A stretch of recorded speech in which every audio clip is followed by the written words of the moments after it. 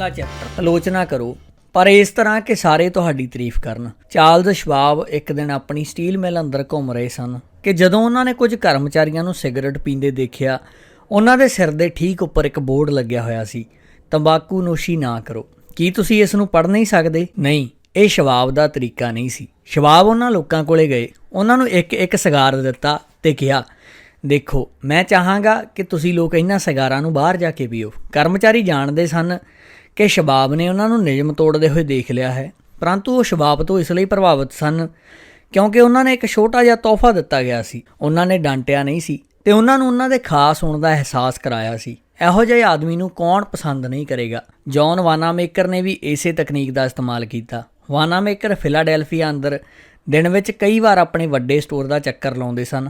ਇੱਕ ਵਾਰੀ ਉਹਨਾਂ ਨੇ ਆਪਣੇ ਸਟੋਰ ਵਿੱਚ ਇੱਕ ਗਾਹਕ ਨੂੰ ਕਾਊਂਟਰ ਉੱਤੇ ਇੰਤਜ਼ਾਰ ਕਰਦੇ ਦੇਖਿਆ। ਕੋਈ ਵੀ ਸੇਲਜ਼ ਕਲਰਕ ਉਸ ਗਾਹਕ ਵੱਲ ਧਿਆਨ ਨਹੀਂ ਸੀ ਦੇ ਰਿਹਾ। ਸੇਲਜ਼ਮੈਨ ਇੱਕ ਕੋਨੇ ਵਿੱਚ ਖੜੇ ਹੋ ਕੇ ਗੱਪ-ਸ਼ੱਪ ਤੇ ਹਾਸੀ ਮਜ਼ਾਕ ਕਰ ਰਹੇ ਸਨ। ਵਾਨਾਮੇਕਰ ਨੇ ਕਿਸੇ ਨੂੰ ਕੁਝ ਨਹੀਂ ਕਿਹਾ। ਉਹਨਾਂ ਨੇ ਚੁੱਪਚਾਪ ਕਾਊਂਟਰ ਦੇ ਪਿੱਛੇ ਜਾ ਕੇ ਉਸ ਔਰਤ ਨੂੰ ਸਮਾਨ ਦਿੱਤਾ ਤੇ ਜਾਂਦੇ ਹੋਏ ਉਸ ਸਮਾਨ ਨੂੰ ਸੇਲਜ਼ਮੈਨ ਨੂੰ ਪੈਕ ਕਰਨ ਲਈ ਦੇ ਗਏ। ਸਰਕਾਰੀ ਅਫਸਰਾਂ ਨੂੰ ਮਿਲਣਾ ਆਮ ਲੋਕਾਂ ਲਈ ਸੌਖਾ ਨਹੀਂ ਹੁੰਦਾ। ਉਹ ਲੋਕ ਵਿਅਸਤ ਹੁੰਦੇ ਨੇ ਤੇ ਕਈ ਵਾਰ ਤਾਂ ਅਤ ਉਤਸ਼ਾਹੀ ਕਰਮਚਾਰੀ ਆਪਣੇ ਬਾਸ ਦੇ ਰੁਝੇਵਿਆਂ ਨੂੰ ਦੇਖਦੇ ਹੋਏ ਜ਼ਿਆਦਾ ਲੋਕਾਂ ਨੂੰ ਆਪਣੇ ਅਫਸਰ ਤੱਕ ਪਹੁੰਚਣ ਤੋਂ ਰੋਕਦੇ ਹਨ। ਆਰਲੈਂਡੋ ਫਲੋਰੀਡਾ ਦੇ ਮੇਅਰ ਕਾਰਲ ਲੈਂਗਫੋਰਡ ਨੇ ਕਈ ਸਾਲਾਂ ਤੱਕ ਆਪਣੇ ਸਟਾਫ ਨੂੰ ਨਿਰਦੇਸ਼ ਦਿੱਤੇ ਹੋਏ ਸਨ ਕਿ ਉਹ ਜਨਤਾ ਨੂੰ ਉਹਨਾਂ ਨੂੰ ਮਿਲਣੋਂ ਨਾ ਰੋਕਣ। ਉਹਨਾਂ ਦਾ ਦਾਅਵਾ ਖੁੱਲ੍ਹੇ ਦਰਵਾਜ਼ੇ ਦੀ ਨੀਤੀ ਸੀ। ਇਸ ਦੇ ਬਾਵਜੂਦ ਵੀ ਸੈਕਟਰੀ ਅਤੇ ਪ੍ਰਸ਼ਾਸਕ ਲੋਕ ਉਹਨਾਂ ਦੇ ਭਾਈਚਾਰੇ ਦੇ ਲੋਕਾਂ ਨੂੰ ਉਹਨਾਂ ਨਾਲ ਮਿਲਣ ਨਹੀਂ ਸਨ ਦਿੰਦੇ। ਆਖਰਕਾਰ ਮੇਅਰ ਨੇ ਇਸ ਸਮੱਸਿਆ ਦਾ ਹੱਲ ਲੱਭ ਲਿਆ। ਉਹਨਾਂ ਨੇ ਆਪਣੇ ਆਫਿਸ ਦਾ ਦਰਵਾਜ਼ਾ ਹਟਾ ਦਿੱਤਾ। ਉਹਨਾਂ ਦੇ ਸਟਾਫ ਨੂੰ ਸੁਨੇਹਾ ਮਿਲ ਗਿਆ ਅਤੇ ਜਿਸ ਦਿਨ ਤੋਂ ਦਰਵਾਜ਼ਾ ਸੰਕੇਤਕ ਤੌਰ 'ਤੇ ਹਟਾ ਦਿੱਤਾ ਗਿਆ, ਉਸੇ ਦਿਨ ਤੋਂ ਮੇਅਰ ਦਾ ਪ੍ਰਸ਼ਾਸਨ ਸੱਚਮੁੱਚ ਖੁੱਲ੍ਹੇ ਦਰਵਾਜ਼ੇ ਦੀ ਨੀਤੀ 'ਤੇ ਚੱਲਣ ਲੱਗ ਪਿਆ। ਕਈ ਵਾਰ ਤਾਂ ਸਿਰਫ 3 ਅੱਖਰਾਂ ਦੇ ਇੱਕ ਸ਼ਬਦ ਨੂੰ ਬਦਲਣ ਨਾਲ ਹੀ ਬਹੁਤ ਫਰਕ ਪੈ ਜਾਂਦਾ ਹੈ। ਇਸ ਇੱਕ ਸ਼ਬਦ ਦੇ ਹੇਰ-ਫੇਰ ਨਾਲ ਤੁਸੀਂ ਲੋਕਾਂ ਦੇ ਕ੍ਰੋਧ, ਚਿੜ ਆਦਿ ਤੋਂ ਬਚ ਸਕਦੇ ਹੋ ਅਤੇ ਇਸੇ ਵਜ੍ਹਾ ਨਾਲ ਤੁਸੀਂ ਸਫਲ ਜਾਂ ਅਸਫਲ ਹੋ ਸਕਦੇ ਹੋ। ਮਿਸਾਲ ਲਈ ਬੱਚੇ ਦੀ ਪੜ੍ਹਾਈ ਪ੍ਰਤੀ ਨਜ਼ਰੀਏ ਨੂੰ ਲੈ ਕੇ ਅਸੀਂ ਕਹਿੰਦੇ ਹਾਂ, ਸਾਨੂੰ ਤੁਹਾਡੇ ਉੱਪਰ ਸੱਚਮੁੱਚ ਮਾਣ ਹੈ ਜੌਨੀ ਕਿ ਤੁਸੀਂ ਪ੍ਰੀਖਿਆ ਵਿੱਚ ਚੰਗੇ ਨੰਬਰ ਲਿਆਏ, ਪਰੰਤੂ ਜੇਕਰ ਤੁਸੀਂ ਗਣਿਤ ਵਿੱਚ ਜ਼ਿਆਦਾ ਮਿਹਨਤ ਕੀਤੀ ਹੁੰਦੀ ਤਾਂ ਤੁਹਾਡੇ ਨੰਬਰ ਹੋਰ ਚੰਗੇ ਹੁੰਦੇ। ਇਹ ਗੱਲ ਸੁਣ ਕੇ ਜੌਨੀ ਉਦੋਂ ਤੱਕ ਉਤਸ਼ਾਹਿਤ ਰਹਿੰਦਾ ਹੈ ਜਦੋਂ ਤੱਕ ਉਹ ਪਰੰਤੂ ਨਹੀਂ ਸੁਣਦਾ। ਇਸ ਤੋਂ ਬਾਅਦ ਉਹ ਮੂਲ ਪ੍ਰਸ਼ੰਸਾ ਉੱਤੇ ਸ਼ੱਕ ਕਰਨ ਲੱਗਦਾ ਹੈ। ਉਸ ਨੂੰ ਲੱਗਦਾ ਕਿ ਇਹ ਤਾਰੀਫ ਦਰਅਸਲ ਉਸ ਦੀ ਅਸਫਲਤਾ ਵੱਲ ਲੁਕਿਆ ਹੋਇਆ ਇੱਕ ਇਸ਼ਾਰਾ ਹੈ। ਇਸੇ ਤਰ੍ਹਾਂ ਸਾਡਾ ਇਤਬਾਰ ਖਤਮ ਹੋ ਜਾਵੇਗਾ। ਅਸੀਂ ਪੜ੍ਹਾਈ ਪ੍ਰਤੀ ਜਾਨੀ ਦੇ ਰਵੱਈਏ ਨੂੰ ਬਦਲਣ ਦੇ ਆਪਣੇ ਮਕਸਦ ਵਿੱਚ ਕਦੇ ਕਾਮਯਾਬ ਨਹੀਂ ਹੋ ਪਾਵਾਂਗੇ। ਪਰ ਜੇਕਰ ਅਸੀਂ ਪਰੰਤੂ ਦੀ ਬਜਾਏ ਅਤੇ ਸ਼ਬਦ ਦਾ ਪ੍ਰਯੋਗ ਕਰੀਏ ਤਾਂ ਜਾਨੀ ਨੂੰ ਇਸ ਤਰ੍ਹਾਂ ਨਹੀਂ ਲੱਗੇਗਾ, ਸਾਨੂੰ ਤੁਹਾਡੇ ਉੱਤੇ ਮਾਣ ਹੈ ਜਾਨੀ ਕਿ ਤੁਸੀਂ ਪ੍ਰੀਖਿਆ ਵਿੱਚ ਚੰਗੇ ਨੰਬਰ ਲਿਆਏ ਅਤੇ ਜੇਕਰ ਤੁਸੀਂ ਇਸੇ ਤਰ੍ਹਾਂ ਹੋਰ ਮਿਹਨਤ ਕਰਦੇ ਰਹੇ ਤਾਂ ਅਗਲੀ ਵਾਰੀ ਬਾਕੀ ਵਿਸ਼ਿਆਂ ਦੇ ਨਾਲ ਤੁਸੀਂ ਗਣਿਤ ਵਿੱਚ ਵੀ ਚੰਗੇ ਨੰਬਰ ਲਿਆਓਗੇ। ਹੁਣ ਜੌਨੀ ਨੂੰ ਆਪਣੀ ਤਾਰੀਫ ਸਵੀਕਾਰ ਕਰਨ ਵਿੱਚ ਕੋਈ ਹਿਚਕ ਨਹੀਂ ਹੋਵੇਗੀ ਕਿਉਂਕਿ ਇਸ ਵਿੱਚ ਅਸਫਲਤਾ ਦੀ ਮਿਲਾਵਟ ਨਹੀਂ ਕੀਤੀ ਗਈ। ਅਸੀਂ ਅਪਰਤੱਖ ਤੌਰ 'ਤੇ ਇਹ ਦੱਸਿਆ ਕਿ ਅਸੀਂ ਉਸ ਵਿੱਚ ਕੀ ਬਦਲਾਅ ਦੇਖਣਾ ਚਾਹੁੰਦੇ ਹਾਂ ਅਤੇ ਇਸ ਗੱਲ ਦੀ ਕਾਫੀ ਸੰਭਾਵਨਾ ਹੈ ਕਿ ਉਹ ਸਾਡੀਆਂ ਆਸਾਵਾਂ ਉੱਪਰ ਖਰਾ ਉਤਰੇਗਾ।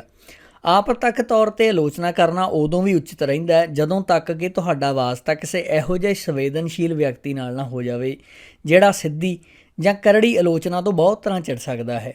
ਵੂਨਸਾਕਿਟ ਰੋਡੇ ਆਈਲੈਂਡ ਦੀ ਮਾਰਜ ਜੇਕਬ ਨੇ ਸਾਡੀ ਕਲਾਸ ਨੂੰ ਦੱਸਿਆ ਕਿ ਕਿਸ ਤਰ੍ਹਾਂ ਉਹਨਾਂ ਨੇ ਲਾਪਰਵਾਹ ਮਜ਼ਦੂਰਾਂ ਕੋਲੋਂ ਸਫਾਈ ਕਰਵਾਈ ਜਦੋਂ ਕਿ ਲੋਕ ਉਸਦੇ ਘਰ ਅੰਦਰ ਵਧੀਕ ਬਿਲਡਿੰਗ ਬਣਾ ਰਹੇ ਸਨ। ਕੰਮ ਦੇ ਸ਼ੁਰੂਆਤੀ ਦਿਨਾਂ ਵਿੱਚ ਜਦੋਂ ਮਿਸਿਸ ਜੇਕਬ ਆਫਿਸ ਤੋਂ ਮੁੜਦੀ ਤਾਂ ਉਹ ਦੇਖਦੀ ਕਿ ਉਹਨਾਂ ਦੇ ਲਾਅਨ ਅੰਦਰ ਢੇਰ ਸਾਰਾ ਕਚਰਾ ਮਲਬਾ ਪਿਆ ਹੈ। ਉਹ ਮਜ਼ਦੂਰਾਂ ਨੂੰ ਜਾਂ ਬਿਲਡਰ ਨੂੰ ਨਾਰਾਜ਼ ਨਹੀਂ ਸੀ ਕਰਨਾ ਚਾਹੁੰਦੀ ਕਿਉਂਕਿ ਉਹਨਾਂ ਦਾ ਕੰਮ ਬਿਹਤਰੀਨ ਸੀ। ਇਸ ਲਈ ਜਦੋਂ ਮਜ਼ਦੂਰ ਘਰ ਚਲੇ ਗਏ ਤਾਂ ਉਹਨਾਂ ਅਤੇ ਉਹਨਾਂ ਦੇ ਬੱਚਿਆਂ ਨੇ ਸਾਰਾ ਮਲਬਾ ਇਕੱਠਾ ਕਰਕੇ ਇੱਕ ਕੋਨੇ ਵਿੱਚ ਜਮਾ ਦਿੱਤਾ। ਅਗਲੀ ਸਵੇਰ ਉਹਨਾਂ ਨੇ ਫੋਰਮੈਨ ਨੂੰ ਇੱਕ ਪਾਸੇ ਬੁਲਾ ਕੇ ਉਸ ਨੂੰ ਕਿਹਾ, ਮੈਂ ਖੁਸ਼ ਹਾਂ ਕਿ ਕੱਲ੍ਹ ਰਾਤ ਤੁਸੀਂ ਲਾਅਨ ਨੂੰ ਚੰਗੀ ਤਰ੍ਹਾਂ ਨਾਲ ਸਾਫ਼ ਕਰ ਦਿੱਤਾ ਸੀ। ਇਹ ਸੁੰਦਰ ਅਤੇ ਸਾਫ਼ ਹੈ। ਇਸ ਨਾਲ ਗੁਆਂਢੀਆਂ ਨੂੰ ਵੀ ਕੋਈ ਪਰੇਸ਼ਾਨੀ ਨਹੀਂ ਹੁੰਦੀ। ਉਸ ਦਿਨ ਤੋਂ ਬਾਅਦ ਮਜ਼ਦੂਰ ਜਾਣ ਵੇਲੇ ਸਾਰੇ ਮਲਬੇ ਨੂੰ ਇੱਕ ਪਾਸੇ ਇਕੱਠਾ ਕਰਕੇ ਰੱਖਣ ਲੱਗੇ ਅਤੇ ਫੋਰਮੈਨ ਹਰ ਦਿਨ ਇਹ ਪ੍ਰਸ਼ੰਸਾ ਸੁਣਨ ਲਈ ਆਉਂਦਾ ਸੀ ਕਿ ਕੰਮ ਤੋਂ ਬਾਅਦ ਲਾਅਨ ਨੂੰ ਕਿੰਨੀ ਚੰਗੀ ਹਾਲਤ ਵਿੱਚ ਉਹ ਛੱਡ ਕੇ ਗਏ ਸਨ। ਫੌਜੀ ਸਿਖਿਆਰਥੀਆਂ ਅਤੇ ਫੌਜੀ ਟ੍ਰੇਨਰਜ਼ ਵਿਚਕਾਰ ਬਾਲ ਕੱਟਣ ਦੇ ਵਿਸ਼ੇ ਉੱਪਰ ਅਕਸਰ ਵਿਵਾਦ ਹੁੰਦਾ ਹੈ। ਸਿਖਿਆਰਥੀ ਆਪਣੇ ਆਪ ਨੂੰ ਸਿਵਿਲੀਅਨ ਸਮਝਦੇ ਹਨ ਜਿਹੜੇ ਕਿ ਉਹ ਜ਼ਿਆਦਾਤਰ ਸਮਾਂ ਰਹਿੰਦੇ ਹਨ ਅਤੇ ਆਪਣੇ ਵਾਲ ਛੋਟੇ ਨਹੀਂ ਸਨ ਕਰਵਾਉਣਾ ਚਾਹੁੰਦੇ। 542ਵੇਂ USAR ਸਕੂਲ ਦੇ ਮਾਸਟਰ ਸਾਰਜੈਂਟ ਹਾਰਲੇ ਕੈਂਸਰ ਇਸ ਸਮੱਸਿਆ ਦਾ ਸਾਹਮਣਾ ਉਦੋਂ ਕੀਤਾ ਜਦੋਂ ਇਹ ਰਿਜ਼ਰਵ ਨਾਨ ਕਮਿਸ਼ਨਡ ਆਫਿਸਰਾਂ ਦੇ ਇੱਕ ਸਮੂਹ ਨਾਲ ਕੰਮ ਕਰ ਰਹੇ ਸਨ। ਪੁਰਾਣੇ ਫੌਜੀ ਮਾਸਟਰ ਸਾਰਜੈਂਟ ਦੇ ਤੌਰ 'ਤੇ ਉਸ ਨੂੰ ਇੰਨਾ ਲੋਕਾਂ ਨੂੰ ਝਿੜਕਣਾ, ਫਟਕਾਰਨਾ ਅਤੇ ਧਮਕਾਉਣਾ ਚਾਹੁੰਦਾ ਸੀ। ਇਸ ਦੀ ਬਜਾਏ ਉਸਨੇ ਆਪਣੀ ਗੱਲ ਨੂੰ ਅਪਰਤੱਖ ਤੌਰ 'ਤੇ ਕਹਿਣ ਦਾ ਫੈਸਲਾ ਕੀਤਾ। ਉਸਨੇ ਕਿਹਾ, ਸੱਜਣੋ, ਤੁਸੀਂ ਲੋਕ ਲੀਡਰ ਹੋ। ਤੁਸੀਂ ਲੋਕ ਉਦੋਂ ਤੱਕ ਸਭ ਤੋਂ ਜ਼ਿਆਦਾ ਪ੍ਰਭਾਵੀ ਹੋਵੋਗੇ ਜਦੋਂ ਤੁਸੀਂ ਮਿਸਾਲ ਪੇਸ਼ ਕਰੋਗੇ। ਤੁਹਾਨੂੰ ਇਹੋ ਜਿਹੀ ਮਿਸਾਲ ਪੇਸ਼ ਕਰਨੀ ਚਾਹੀਦੀ ਹੈ ਕਿ ਤੁਹਾਡੇ ਲੋਕ ਤੁਹਾਡੀ ਪਾਲਣਾ ਕਰਨ। ਤੁਸੀਂ ਜਾਣਦੇ ਹੋ ਕਿ ਵਾਲ ਕਟਾਉਣ ਬਾਰੇ ਫੌਜ ਦੇ ਨਿਯਮ ਕੀ ਹਨ। ਮੈਂ ਅੱਜ ਆਪਣੇ ਵਾਲ ਕਟਾਉਣ ਜਾ ਰਿਹਾ ਹਾਂ। ਹਾਲਾਂਕਿ ਇਹ ਤੁਹਾਡੇ ਵਿੱਚੋਂ ਕੁਝ ਲੋਕਾਂ ਤੋਂ ਕਾਫੀ ਛੋਟੇ ਹਨ। ਤੁਸੀਂ ਵੀ ਆਪਣੇ ਸਿਰ ਨੂੰ ਸ਼ੀਸ਼ੇ ਵਿੱਚ ਦੇਖੋ ਅਤੇ ਜੇਕਰ ਤੁਹਾਨੂੰ ਲੱਗੇ ਕਿ ਤੁਹਾਨੂੰ ਚੰਗੀ ਮਿਸਾਲ ਪੇਸ਼ ਕਰਨ ਲਈ ਵਾਲ ਕਟਾਉਣ ਦੀ ਲੋੜ ਹੈ ਤਾਂ ਅਸੀਂ ਨਾਈ ਦੀ ਵਿਵਸਥਾ ਕਰਾ ਦੇਵਾਂਗੇ। ਨਤੀਜਾ ਉਹੀ ਨਿਕਲਿਆ ਜਿਸ ਦੀ ਆਸ ਸੀ। ਕੁਝ ਸਿਖਿਆਰਥੀਆਂ ਨੇ ਸ਼ੀਸ਼ੇ ਵਿੱਚ ਦੇਖਿਆ ਅਤੇ ਉਹ ਲੋਕ ਦੁਪਹਿਰ ਵਿੱਚ ਨਾਈ ਦੀ ਦੁਕਾਨ ਅੰਦਰ ਚਲੇ ਗਏ ਅਤੇ ਉੱਥੇ ਰੈਗੂਲੇਸ਼ਨ ਹੇਅਰ ਕੱਟ ਕਰਵਾਈ।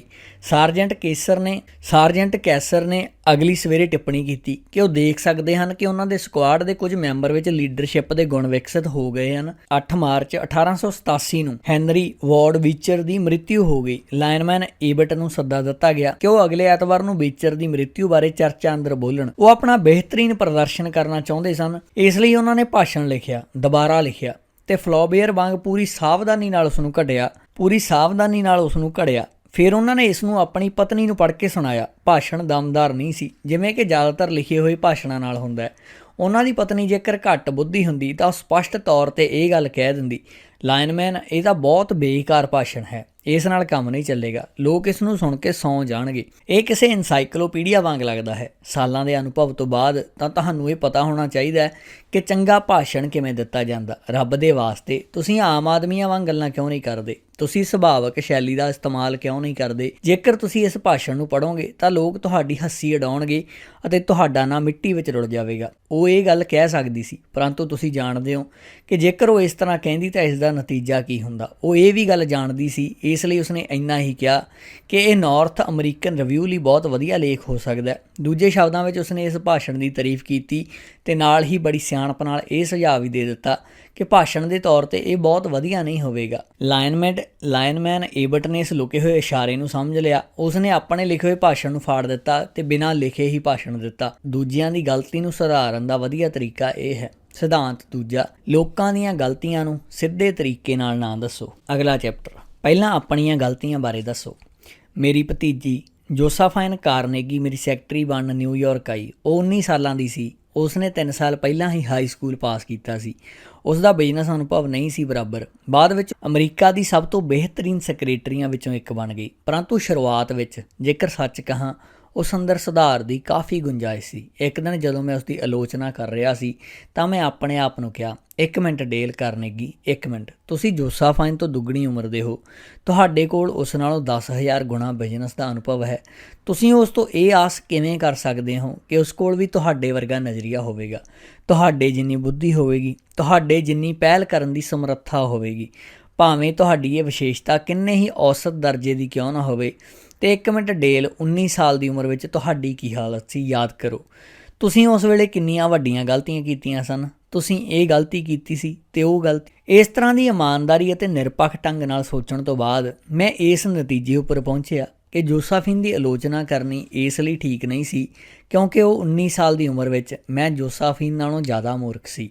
ਉਸੇ ਤਰ੍ਹਾਂ ਜੋਸਾਫੀਨ ਲਈ ਇਹ ਕੋਈ ਤਾਰੀਫ ਵਾਲੀ ਗੱਲ ਨਹੀਂ ਸੀ। ਇਸ ਤੋਂ ਬਾਅਦ ਜਦੋਂ ਵੀ ਮੈਂ ਜੋਸਾਫਾਈਨ ਨੂੰ ਕੋਈ ਗਲਤੀ ਦੱਸਦਾ ਸੀ ਤਾਂ ਮੈਂ ਆਪਣੀ ਗੱਲ ਇਸ ਤਰ੍ਹਾਂ ਸ਼ੁਰੂ ਕਰਦਾ ਸੀ, ਤੁਹਾਡੇ ਕੋਲੋਂ ਇਹ ਗਲਤੀ ਹੋਈ ਹੈ ਜੋਸਾਫੀਨ, ਪਰੰਤੂ ਰੱਬ ਜਾਣਦਾ ਮੈਂ ਤੁਹਾਡੇ ਤੋਂ ਵੀ ਵੱਡੀਆਂ ਗਲਤੀਆਂ ਕੀਤੀਆਂ ਸਨ। ਕੋਈ ਵੀ ਵਿਅਕਤੀ ਜਮਾਂਦਰੂ ਸਿਆਣਾ ਨਹੀਂ ਹੁੰਦਾ, ਉਸ ਨੂੰ ਸਿਆਣਪ ਅਨੁਭਵ ਨਾਲ ਮਿਲਦੀ ਹੈ ਅਤੇ ਤੁਹਾਡੇ ਵਿੱਚ ਤਾਂ ਉਸ ਤੋਂ ਜ਼ਿਆਦਾ ਬੁੱਧੀ ਹੈ ਜਿੰਨੀ ਤੁਹਾਡੀ ਉਮਰ ਵਿੱਚ ਮੇਰੇ ਕੋਲ ਸੀ। ਮੈਂ ਖੁਦ ਇੰਨੀ ਵੱਡੀਆਂ ਮੂਰਖਤਾਪੂਰਨ ਗਲਤੀਆਂ ਕੀਤੀਆਂ ਹਨ ਕਿ ਮੈਂ ਤੁਹਾਡੀ ਜਾਂ ਕਿਸੇ ਹੋਰ ਦੀ ਬੁਰਾਈ ਨਹੀਂ ਕਰ ਸਕਦਾ। ਪਰੰਤੂ ਕੀ ਤੁਹਾਨੂੰ ਨਹੀਂ ਲੱਗਦਾ ਕਿ ਜੇਕਰ ਇਸ ਕੰਮ ਨੂੰ ਇਸ ਤਰ੍ਹਾਂ ਨਾਲ ਕੀਤਾ ਹੁੰਦਾ ਤਾਂ ਇਹ ਬਿਹਤਰ ਹੋਣਾ ਸੀ? ਆਪਣੀ ਆਲੋਚਨਾ ਸੁਣਨਾ ਜ਼ਿਆਦਾ ਮੁਸ਼ਕਿਲ ਨਹੀਂ ਹੁੰਦੀ ਜੇਕਰ ਸਾਹਮਣੇ ਵਾਲਾ ਸ਼ੁਰੂਆਤ ਵਿੱਚ ਹੀ ਨਿਮਰਤਾ ਨਾਲ ਸਾਨੂੰ ਇਹ ਦੱਸ ਦੇਵੇ ਕਿ ਉਸ ਕੋਲੋਂ ਵੀ ਗਲਤੀਆਂ ਹੁੰਦੀਆਂ ਹਨ।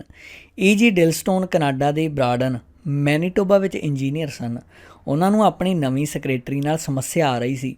ਉਹ ਜੋ ਖੱਤ ਡਿਕਟੇਟ ਕਰਦੇ ਸਨ, ਉਹਨਾਂ ਦੀ ਸੈਕਟਰੀ ਉਹਨਾਂ ਖੱਤਾਂ ਨੂੰ ਟਾਈਪ ਕਰਨ ਸਮੇਂ ਹਰ ਪੇਜ ਉੱਪਰ ਸਪੈਲਿੰਗ ਦੀ 2-3 ਗਲਤੀਆਂ ਕਰ ਦਿੰਦੀ ਸੀ। ਮਿਸਟਰ ਡਿਲਸਟੋਨ ਨੇ ਦੱਸਿਆ ਕਿ ਕਿਸ ਤਰ੍ਹਾਂ ਉਹਨਾਂ ਨੇ ਇਸ ਹਾਲਤ ਦਾ ਸਾਹਮਣਾ ਕੀਤਾ।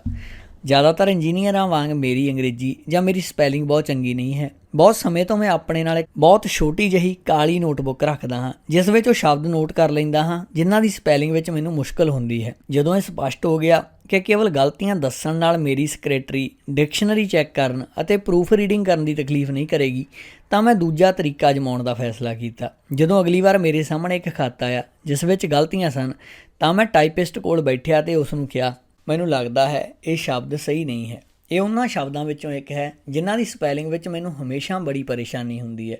ਇਸੇ ਕਾਰਨ ਮੈਂ ਆਪਣੀ ਸਪੈਲਿੰਗ ਬੁੱਕ ਨੂੰ ਨਾਲ ਰੱਖਣਾ ਸ਼ੁਰੂ ਕੀਤਾ। ਮੈਂ ਉਚਿਤ ਪੇਜ ਉੱਪਰ ਸਪੈਲਿੰਗ ਬੁੱਕ ਨੂੰ ਖੋਲ੍ਹ ਕੇ ਵੀ ਦਿਖਾਇਆ।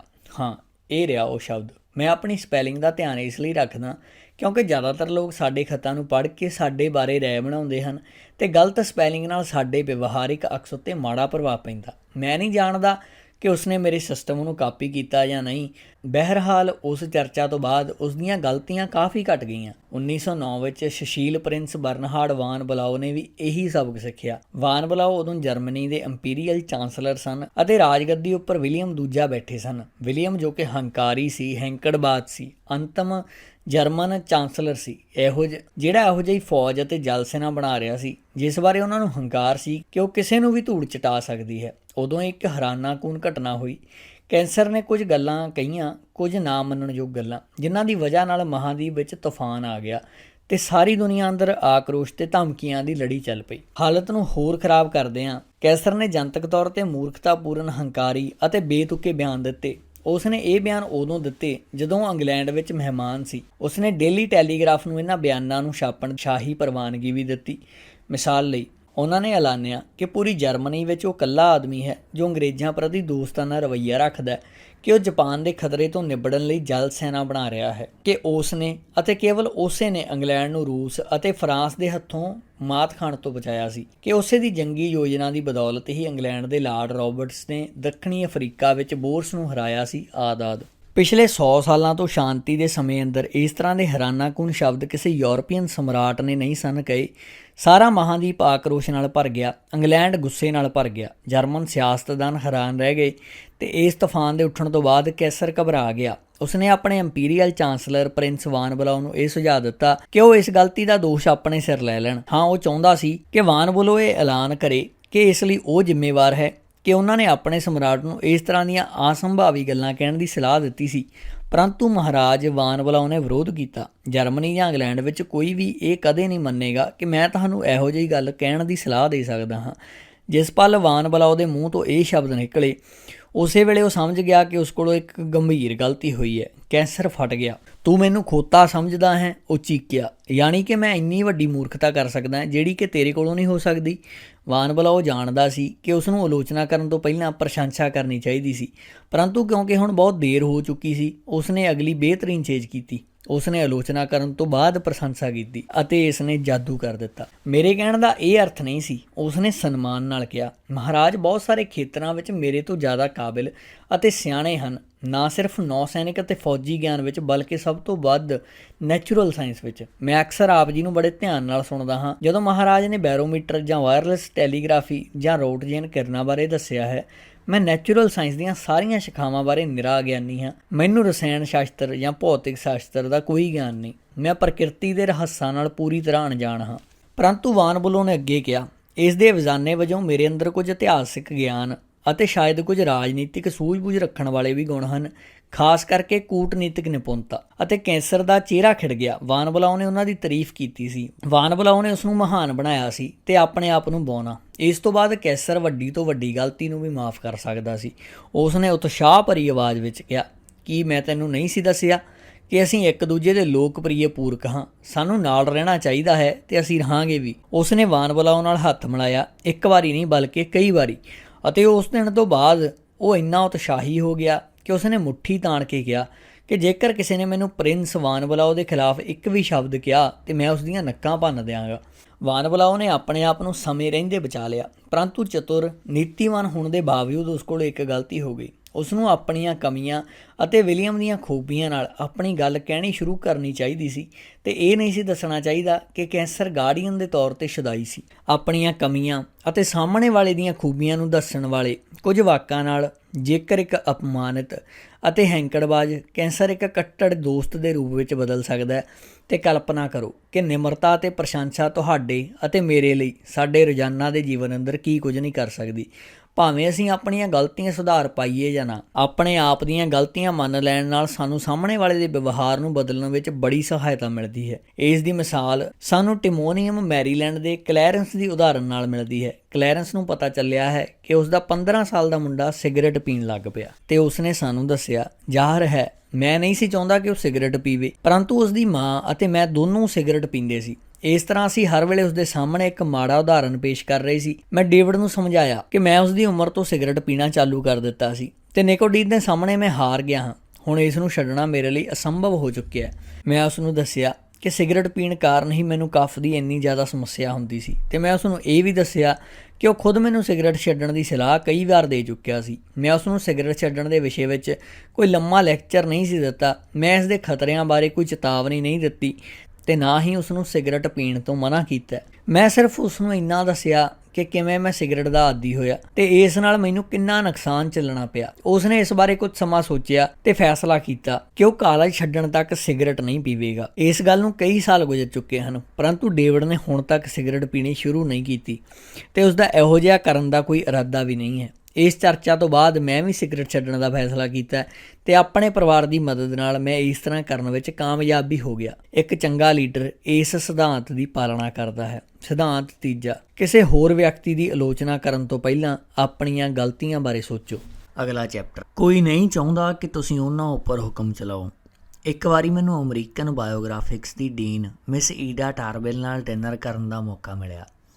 ਮੈਂ ਉਹਨਾਂ ਨੂੰ ਦੱਸਿਆ ਕਿ ਮੈਂ ਪੁਸਤਕ ਲਿਖ ਰਿਹਾ ਹਾਂ। ਇਸ ਤੋਂ ਬਾਅਦ ਅਸੀਂ ਇਸ ਅਤ ਮਹੱਤਵਪੂਰਨ ਵਿਸ਼ੇ ਉੱਤੇ ਚਰਚਾ ਕਰਨ ਲੱਗੇ ਕਿ ਲੋਕਾਂ ਨੂੰ ਕਿਸ ਤਰ੍ਹਾਂ ਪ੍ਰਭਾਵਿਤ ਕੀਤਾ ਜਾਣਾ ਚਾਹੀਦਾ। ਉਹਨਾਂ ਨੇ ਮੈਨੂੰ ਦੱਸਿਆ ਕਿ ਜਦੋਂ ਉਹ ਓਵੇਨ ਡੀ ਯੰਗ ਦੀ ਜੀਵਨੀ ਲਿਖ ਰਹੇ ਸਨ ਤਾਂ ਉਹਨਾਂ ਨੇ ਉਸ ਆਦਮੀ ਦਾ ਇੰਟਰਵਿਊ ਲਿਆ ਜਿਹੜਾ ਕਿ 3 ਸਾਲਾਂ ਤੋਂ ਉਸੇ ਆਫਿਸ ਵਿੱਚ ਬੈਠ ਰਿਹਾ ਸੀ ਜਿਸ ਵਿੱਚ ਮਿਸਟਰ ਯੰਗ ਬੈਠਦੇ ਸਨ।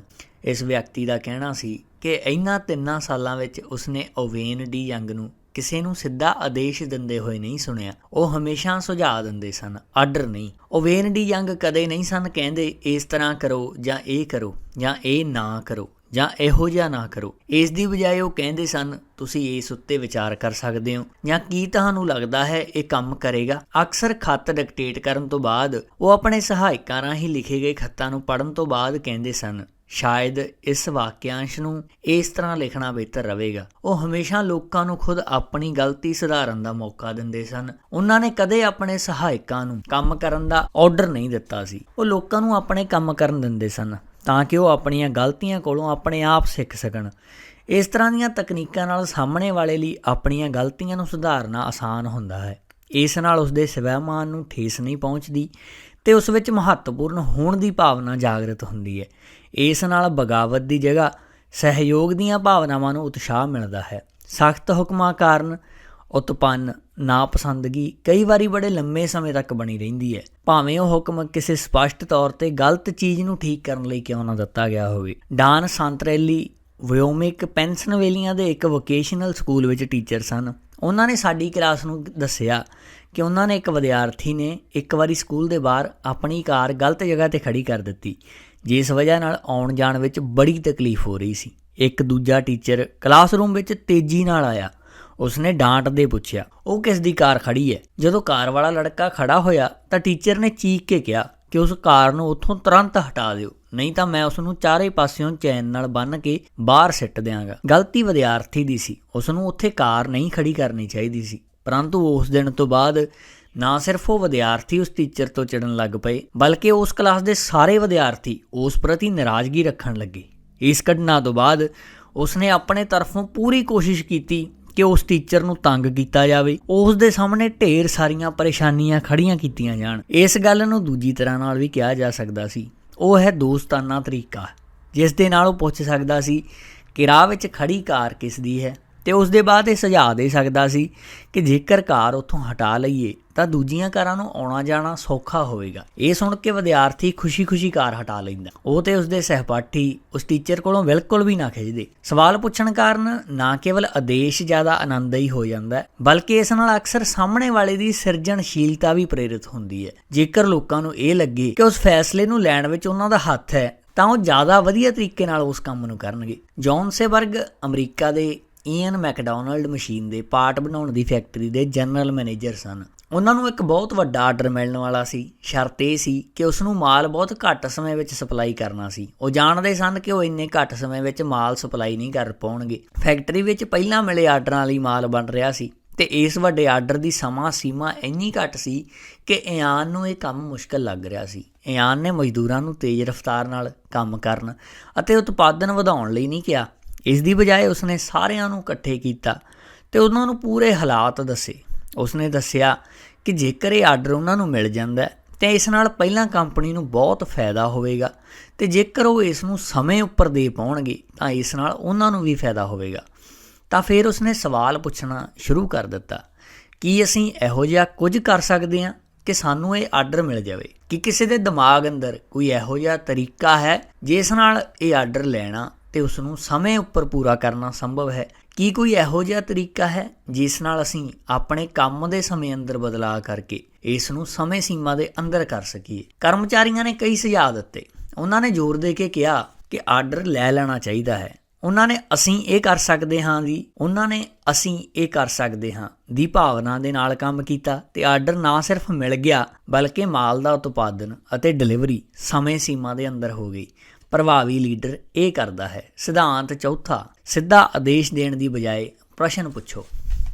ਅਗਲਾ ਚੈਪਟਰ, ਸਾਹਮਣੇ ਵਾਲੇ ਵਿਅਕਤੀ ਨੂੰ ਆਪਣਾ ਪੱਖ ਰੱਖਣ ਦਿਓ। ਕਈ ਸਾਲ ਪਹਿਲਾਂ ਦੀ ਗੱਲ ਹੈ। ਜਨਰਲ ਇਲੈਕਟ੍ਰੀਕਲ ਕੰਪਨੀ ਨੇ ਚਾਰਲਸ ਨੂੰ ਵਿਭਾਗ ਪ੍ਰਮੁੱਖ ਦੇ ਅਹੁਦੇ ਤੋਂ ਹਟਾਉਣ ਦਾ ਸੰਵੇਦਨਸ਼ੀਲ ਕੰਮ ਕਰਨਾ ਸੀ। ਸਟੀਨਮੈਟਜ਼ ਬਿਜਲੀ ਦੇ ਮਾਮਲਿਆਂ ਵਿੱਚ ਤਾਂ ਉਸਤਾਦ ਸਨ, ਪਰੰਤੂ ਕੈਲਕੂਲੇਟਿੰਗ ਵਿਭਾਗ ਦੇ ਪ੍ਰਮੁੱਖ ਦੇ ਤੌਰ 'ਤੇ ਅਸਫਲ ਸਿੱਧ ਹੋਏ। ਪਰੰਤੂ ਕੰਪਨੀ ਉਹਨਾਂ ਨੂੰ ਨਾਰਾਜ਼ ਵੀ ਨਹੀਂ ਸੀ ਕਰਨਾ ਚਾਹੁੰਦੀ। ਉਹ ਬੜੇ ਕੰਮ ਦੇ ਆਦਮੀ ਸਨ ਅਤੇ ਬੜੇ ਸੰਵੇਦਨਸ਼ੀਲ ਵੀ ਸਨ। ਇਸ ਲਈ ਉਹਨਾਂ ਨੂੰ ਇੱਕ ਨਵਾਂ ਅਹੁਦਾ ਦੇ ਦਿੱਤਾ। ਉਹਨਾਂ ਨੇ ਉਸ ਨੂੰ ਜਨਰਲ ਇਲੈਕਟ੍ਰੀਕਲ ਕੰਪਨੀ ਦਾ ਕੰਸਲਟਿੰਗ ਇੰਜੀਨੀਅਰ ਬਣਾ ਦਿੱਤਾ। ਹਾਲਾਂਕਿ ਉਸ ਦਾ ਕੰਮ ਉਹੀ ਸੀ ਜਿਹੜਾ ਉਹ ਹੁਣ ਤੱਕ ਕਰ ਰਿਹਾ ਸੀ, ਪਰੰਤੂ ਉਹਨਾਂ ਨੇ ਅਹੁਦੇ ਦਾ ਨਾਮ ਬਦਲ ਦਿੱਤਾ ਅਤੇ ਇਸ ਤੋਂ ਬਾਅਦ ਉਹਨਾਂ ਦੀ ਥਾਂ ਕਿਸੇ ਹੋਰ ਨੂੰ ਵਿਭਾਗ ਦਾ ਪ੍ਰਮੁੱਖ ਬਣਾ ਦਿੱਤਾ। ਸਟੀਨਮੈਟਜ਼ ਖੁਸ਼ ਸਨ। GE ਕੰਪਨੀ ਦੇ ਅਫਸਰ ਵੀ ਪ੍ਰਸੰਨ ਸਨ। ਉਹਨਾਂ ਨੇ ਆਪਣੇ ਸੰਵੇਦਨਸ਼ੀਲ ਅਤੇ ਉੱਘੇ ਆਦਮੀ ਨੂੰ ਬਿਨਾਂ ਕੋਈ ਸੱਟ ਪੁੱਜੇ ਵਿਭਾਗ ਪ੍ਰਮੁੱਖ ਦੇ ਅਹੁਦੇ ਤੋਂ ਹਟਾ ਦਿੱਤਾ ਸੀ ਅਤੇ ਉਸ ਨੂੰ ਆਪਣੀ ਲਾਜ ਰੱਖਣ ਦਿੱਤੀ ਸੀ। ਲੋਕਾਂ ਨੂੰ ਆਪਣਾ ਪੱਖ ਰੱਖਣ ਦੇਣਾ ਕਿੰਨਾ ਜ਼ਿਆਦਾ ਮਹੱਤਵਪੂਰਨ ਹੈ ਅਤੇ ਸਾਡੇ ਵਿੱਚੋਂ ਕਿੰਨੇ ਘੱਟ ਲੋਕ ਇਸ ਦੇ ਬਾਰੇ ਸੋਚਦੇ ਹਨ ਜਾਂ ਇਸ ਦਾ ਧਿਆਨ ਰੱਖਦੇ ਹਨ। ਅਸੀਂ ਦੂਜਿਆਂ ਦੀਆਂ ਭਾਵਨਾਵਾਂ ਨੂੰ ਆਪਣੇ ਪੈਰਾਂ ਹੇਠਾਂ ਕੁਚਲ ਦਿੰਦੇ ਹਾਂ, ਆਪਣੀ ਮਨਮਾਨੀ ਕਰਦੇ ਹਾਂ, ਲੋਕਾਂ ਨੂੰ ਗਾਲਾਂ ਕੱਢਦੇ ਹਾਂ, ਧਮਕੀਆਂ ਦਿੰਦੇ ਹਾਂ, ਹੋਰਾਂ ਸਾਹਮਣੇ ਆਪਣੇ ਬੱਚਿਆਂ ਜਾਂ ਕਰਮਚਾਰੀ ਦੀਆਂ ਆਲੋਚਨਾ ਕਰਦੇ ਹਾਂ ਅਤੇ ਕਦੇ ਇਹ ਸੋਚਦੇ ਨਹੀਂ ਕਿ ਅਸੀਂ ਉਹਨਾਂ ਦੇ ਸਵੈਮਾਨ ਨੂੰ ਠੇਸ ਪਹੁੰਚਾ ਰਹੇ ਹਾਂ। ਜੇਕਰ ਅਸੀਂ ਕੁਝ ਮਿੰਟ ਵਿਚਾਰ ਕਰੀਏ ਤਾਂ ਸਾਹਮਣੇ ਵਾਲੇ ਦੇ ਨਜ਼ਰੀਏ ਨੂੰ ਸਮਝਣ ਅਤੇ ਸ਼ਾਂਤੀ ਨਾਲ ਗੱਲ ਕਰਨ ਲਈ ਇਹ ਸਮੱਸਿਆ ਸੁਲਝ ਸਕਦੀ ਹੈ। ਜਦੋਂ ਅਸੀਂ ਕਿਸੇ ਕਰਮਚਾਰੀ ਨੂੰ ਡਾਂਟ ਰਹੇ ਹੋਈਏ ਜਾਂ ਨੌਕਰੀ ਤੋਂ ਕੱਢਣ ਦਾ ਬੇਸੁਆਦੀ ਕੰਮ ਕਰ ਰਹੇ ਹੋਈਏ ਤਾਂ ਸਾਨੂੰ ਇਹ ਯਾਦ ਰੱਖਣਾ ਚਾਹੀਦਾ ਹੈ, ਕਰਮਚਾਰੀਆਂ ਨੂੰ ਨੌਕਰੀ ਤੋਂ ਕੱਢਣ ਦੇ ਕੰਮ ਵਿੱਚ ਕਿਸੇ ਨੂੰ ਵੀ ਮਜ਼ਾ ਨਹੀਂ ਆਉਂਦਾ। ਨੌਕਰੀ ਤੋਂ ਹਟਾਏ ਜਾ ਰਹੇ ਕਰਮਚਾਰੀ ਨੂੰ ਵੀ ਇਸ ਵਿੱਚ ਹੋਰ ਵੀ ਘੱਟ ਮਜ਼ਾ ਆਉਂਦਾ ਹੈ। ਮੈਂ ਇੱਥੇ ਇੱਕ ਸਰਟੀਫਾਈਡ ਪਬਲਿਕ ਅਕਾਊਂਟੈਂਟ ਮਾਰਸ਼ਲ ਗਰੇਜ਼ਰ ਦੇ ਖੱਤ ਦਾ ਅੰਸ਼ ਦੇ ਰਿਹਾ ਹਾਂ।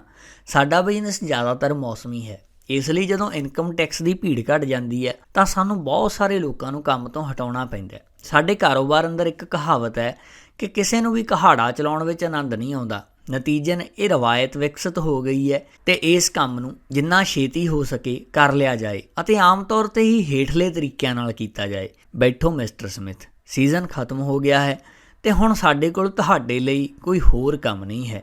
ਜ਼ਾਹਰ ਹੈ ਕਿ ਤੁਸੀਂ ਵੀ ਜਾਣਦੇ ਸੀ ਕਿ ਤੁਹਾਨੂੰ ਇਸ ਬਿਜ਼ੀ ਸੀਜ਼ਨ ਵਿੱਚ ਕੰਮ ਉੱਪਰ ਰੱਖਿਆ ਗਿਆ ਸੀ ਆਦਿ।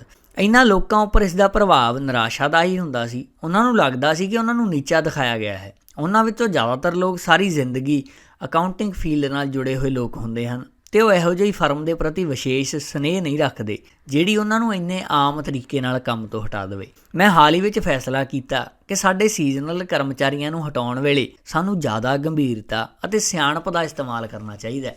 ਇਸ ਲਈ ਮੈਂ ਠੰਡ ਦੌਰਾਨ ਹਰ ਆਦਮੀ ਵੱਲੋਂ ਕੀਤੇ ਗਏ ਕੰਮਾਂ ਉੱਤੇ ਸਾਵਧਾਨੀ ਨਾਲ ਚਿੰਤਨ ਕੀਤਾ ਤੇ ਮੈਂ ਉਸ ਨਾਲ ਇਸ ਤਰ੍ਹਾਂ ਦੀਆਂ ਗੱਲਾਂ ਕਹਿੰਦਾ ਸੀ। ਮਿਸਟਰ ਸਮਿਥ, ਤੁਹਾਡਾ ਕੰਮ ਸੱਚਮੁੱਚ ਬਹੁਤ ਚੰਗਾ ਹੈ। ਜੇਕਰ ਉਹ ਸੱਚਮੁੱਚ ਚੰਗਾ ਹੈ ਤਾਂ ਜਦੋਂ ਅਸੀਂ ਤੁਹਾਨੂੰ ਨਿਵਾਰਕ ਭੇਜਿਆ ਸੀ ਤਾਂ ਤੁਹਾਨੂੰ ਦਿੱਤਾ ਗਿਆ ਕੰਮ ਬੜਾ ਮੁਸ਼ਕਿਲ ਸੀ, ਪਰ ਤੁਸੀਂ ਉੱਥੇ ਬਹੁਤ ਵਧੀਆ ਤਰੀਕੇ ਨਾਲ ਦਿੱਤੇ ਹੋਏ ਕੰਮ ਨੂੰ ਪੂਰਾ ਕੀਤਾ ਅਤੇ ਆਪਣੀ ਕਾਬਲੀਅਤ ਸਾਬਤ ਕੀਤੀ।